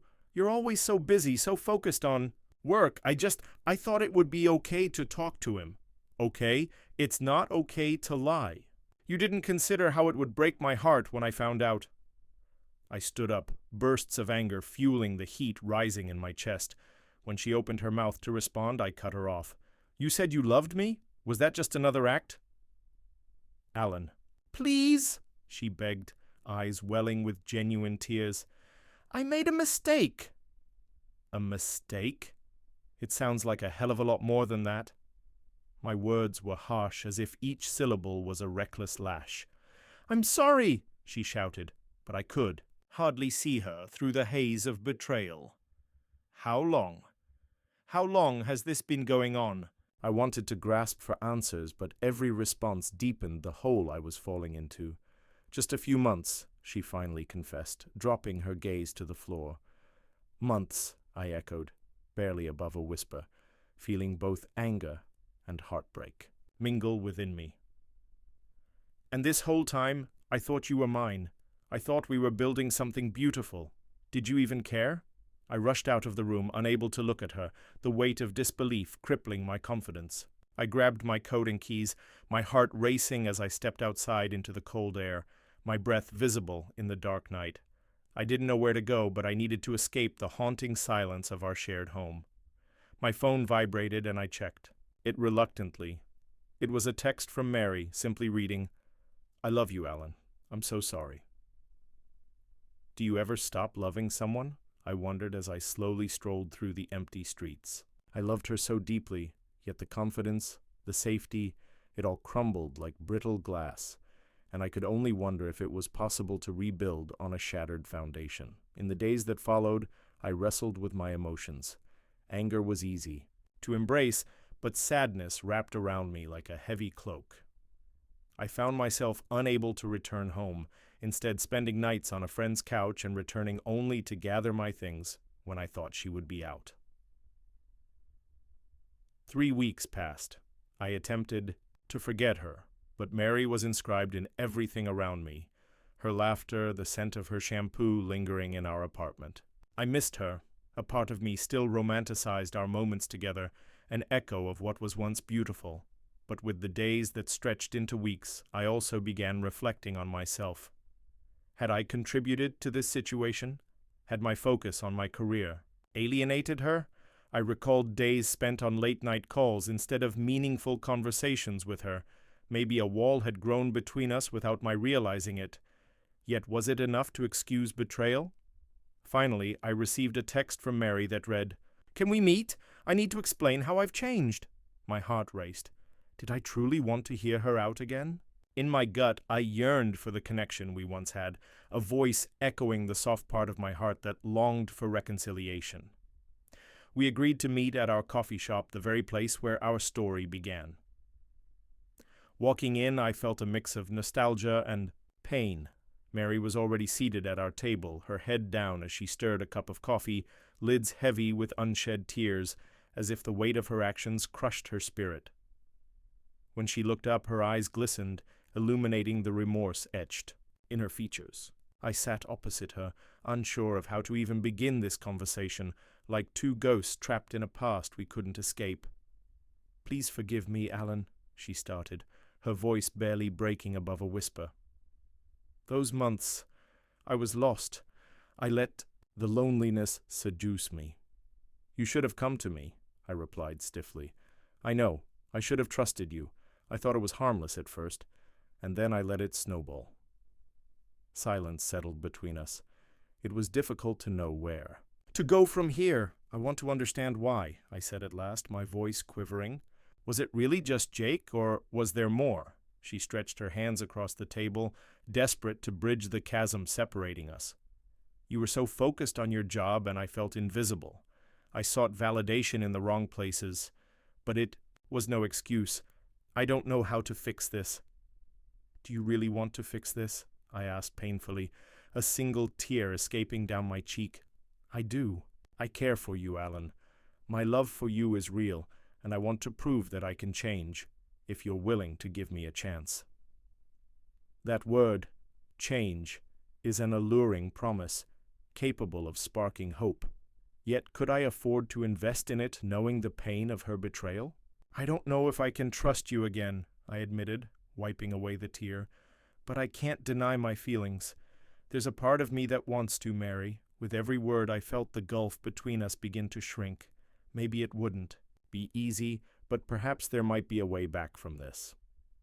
That day marked not just an attempt to salvage a dying relationship, but a journey to rebuild from the fractures. We spent weeks discussing everything honestly, laying bare our hurts and fears, reaching back into the depths of what connected us before. Ultimately, healing wouldn't happen overnight. Trust is fragile, but we were determined to revive what we could, learning to communicate, embracing imperfections. What began as a cheating scandal morphed into an examination of our shared culpability in a relationship that needed saving. We both learned, growing individually while nurturing the bond we shared. When I look back now, I can't quite pinpoint the moment we transitioned from darkness into brighter days. It was gradual, like the dawn breaking after a long night. In the end, love can sometimes mean reconciliation, risk, and the courage to face truths you never wanted to acknowledge. I still think about that fateful night, but now I see it through the lens of growth. We were both imperfect, and though the scars would always remain raw, they would also remind us of the work behind the weaving of love, and perhaps that was enough. Aite for calling out my best friend on his wedding day? I'm sitting here with a glass of wine, staring at my laptop screen, trying to process the events of the past 48 hours. My hands are still shaking and my mind is racing. I need to write this out to see if I can make sense of it all. So, here goes. My best friend Alex and I have been inseparable since college. We met during our freshman year, bonding over our shared love of video games and terrible dorm food. Over the years, we've been through everything together. Breakups, career changes, family crises. He's more than just a friend, he's a brother. So when he asked me to be his best man, I was honored. The wedding was supposed to be a beautiful, intimate affair. Alex and his fiancée Maddie had planned it for months. They're one of those couples that make you believe in love. Sweet, supportive, and completely devoted to each other. Or so I thought. It all started 2 days ago, when Alex and I were out for a pre-wedding drink.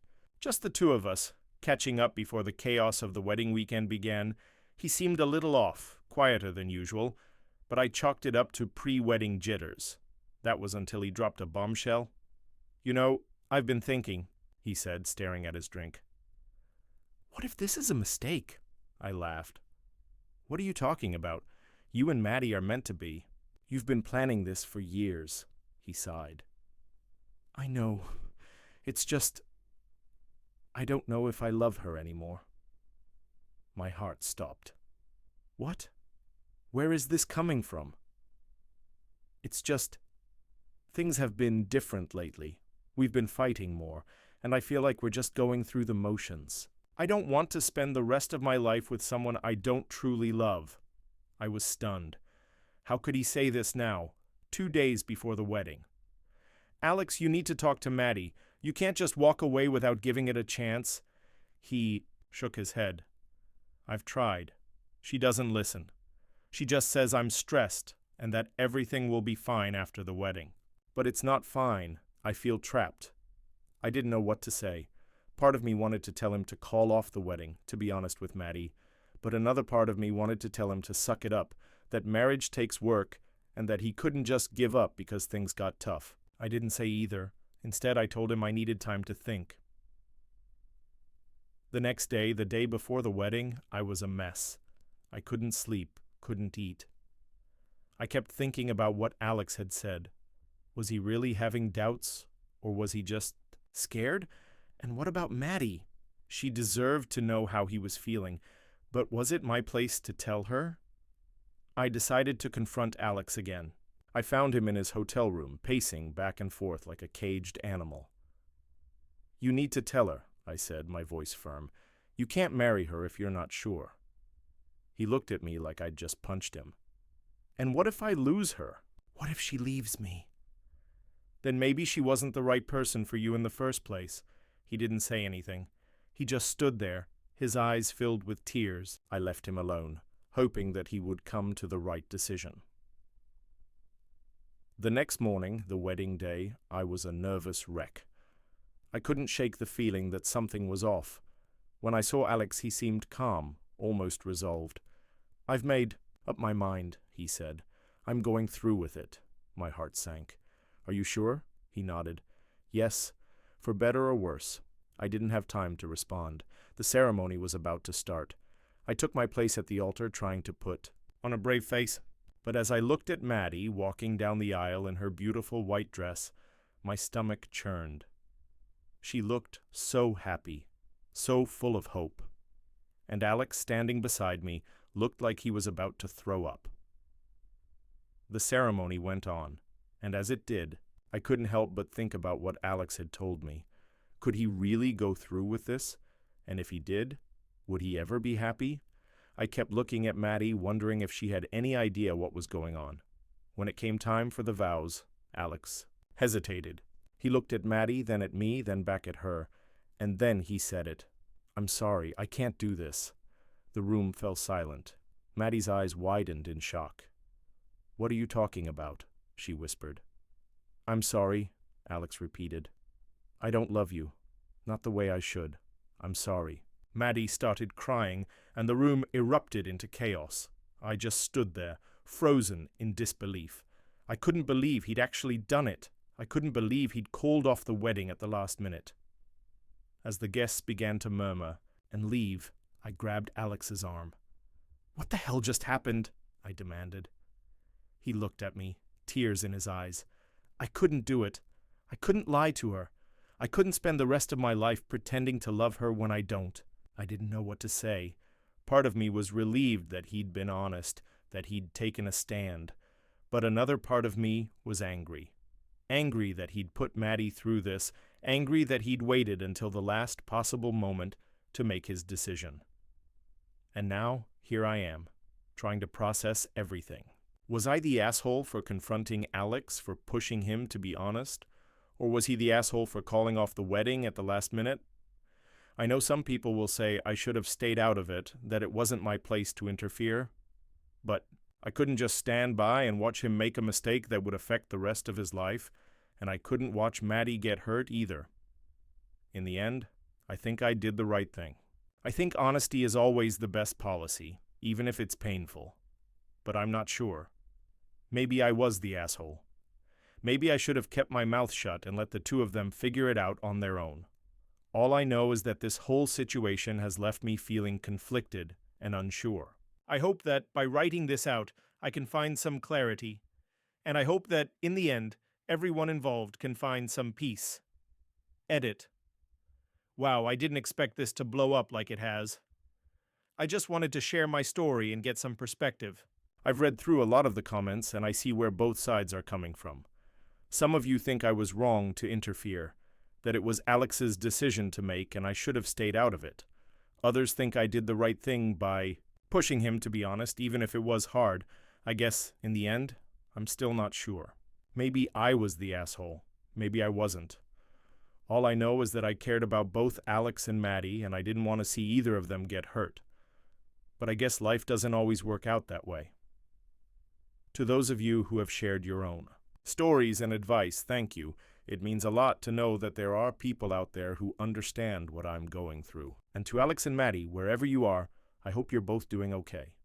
You deserve to be happy, and I hope you find your way there, whatever that looks like. TLDR. I called out my best friend for having doubts about his fiancée just before the wedding, which led to him calling off the ceremony at the last minute. Now I'm wondering if I was the asshole for interfering, or if I did the right thing by pushing him to be honest. AITA for ruining my best friend's wedding? I'll never forget the day my best friend Rachel told me she was getting married. We were sitting at a quaint little cafe, sipping our lattes and catching up on each other's lives. I had known Rachel since college, and we had been through thick and thin together. When she broke the news, I was over the moon for her. I mean, who wouldn't be? Her fiancé, Mike, was charming, handsome, and seemingly perfect. As the wedding day approached, I found myself getting more and more involved in the planning process. Rachel had asked me to be her maid of honor, and I was determined to make her big day unforgettable. We spent countless hours discussing everything from the color scheme to the catering. I was her go-to person for every little detail. However, as the days turned into weeks, I started to notice some red flags. Mike would often cancel plans at the last minute, citing work or other excuses. Rachel would brush it off, saying he was just stressed or busy, but I wasn't so sure. I had always had a bit of a radar for these things, and something about Mike's behavior didn't sit right with me. One night, when Rachel and I were out for a bachelorette party, I confronted her about my concerns. "Hey, Rach, can I ask you something?" I said as we were sipping our cocktails. "Of course, what's up?" she replied, her eyes sparkling with curiosity. "It's just, do you ever feel like Mike is a bit distant?" I asked, trying to tread carefully. Rachel's expression changed, and she looked at me like I had just punched her in the gut. "What are you talking about, Emma? Mike loves me. He's just stressed with work, that's all." I nodded, but I wasn't convinced. "Okay, I just want to make sure you're happy, that's all." Rachel's face softened, and she put her hand on mine. "I appreciate that, Em. But trust me, I'm making the right decision here." I let it drop, not wanting to ruin her special night, but the doubts lingered in my mind. Fast forward to the day before the wedding. Rachel and I were finalizing the seating arrangements when Mike called her, sounding frantic. "Hey babe, I'm so sorry, but I'm going to be late tomorrow. There's an emergency at work and I need to take care of it." Rachel looked crestfallen, but she tried to reassure me that it was fine. "Don't worry, Emma, he'll be there. He's just having a rough day." But I wasn't so sure. I decided to do some digging and started making some discreet calls to Mike's friends and colleagues. What I discovered shook me to my core. Mike had been having an affair with one of his coworkers, and it had been going on for months. I was torn. Part of me wanted to confront Mike and tell Rachel the truth, but another part of me was scared of ruining her big day. I decided to wait until after the wedding to say something, hoping that Mike would come clean and call off the whole thing. But as I watched Rachel walk down the aisle the next day, beaming with happiness, I couldn't bring myself to say anything. I stood by her side, trying to smile and enjoy the celebration, but my heart was heavy with guilt. It wasn't until the reception, when Mike gave his speech, that I realized I had to do something. He was talking about how much he loved Rachel and how she was the best thing that had ever happened to him. But as I looked into his eyes, I saw something there that made my blood run cold. It was a flicker of insincerity, a hint of deceit. That's when it happened. I stood up, my glass shaking in my hand, and confronted Mike in front of the entire wedding party. "You're a liar," I said, my voice trembling with rage. "You're a cheat, and you're not worthy of Rachel's love." The room fell silent. Rachel's face turned white, and Mike's eyes went wide with shock. The guests gasped, and some of them started to murmur. Rachel turned to me, her eyes welling up with tears. "Emma, what are you talking about?" she demanded. I took a deep breath and spilled the truth.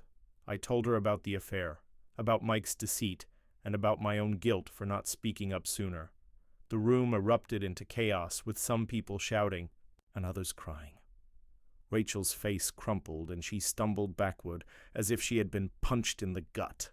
Mike tried to defend himself, but it was too late. The damage was done. The aftermath was messy.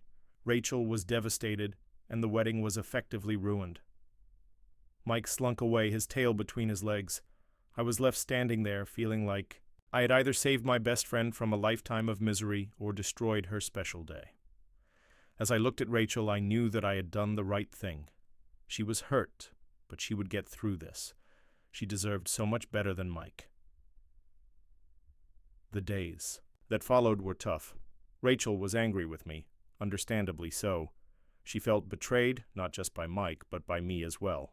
We had a falling out, and I gave her the space she needed. But as the weeks turned into months, Rachel started to see the truth. She realized that I had been trying to protect her all along. We started talking again, and eventually, we made amends. Was I the asshole for ruining her wedding? Maybe. But I knew that I had done it out of love and out of a desire to protect my best friend from a lifetime of heartache. As I look back on that day, I know that I made the right decision. Rachel is doing better now, and she's found someone who truly loves her. And as for me, I'm still her rock, her confidant, and her partner in crime. I'm proud of what I did, even if it was hard. So, to answer the question, Ayada for ruining my best friend's wedding? Maybe. But I'd do it all over again in a heartbeat.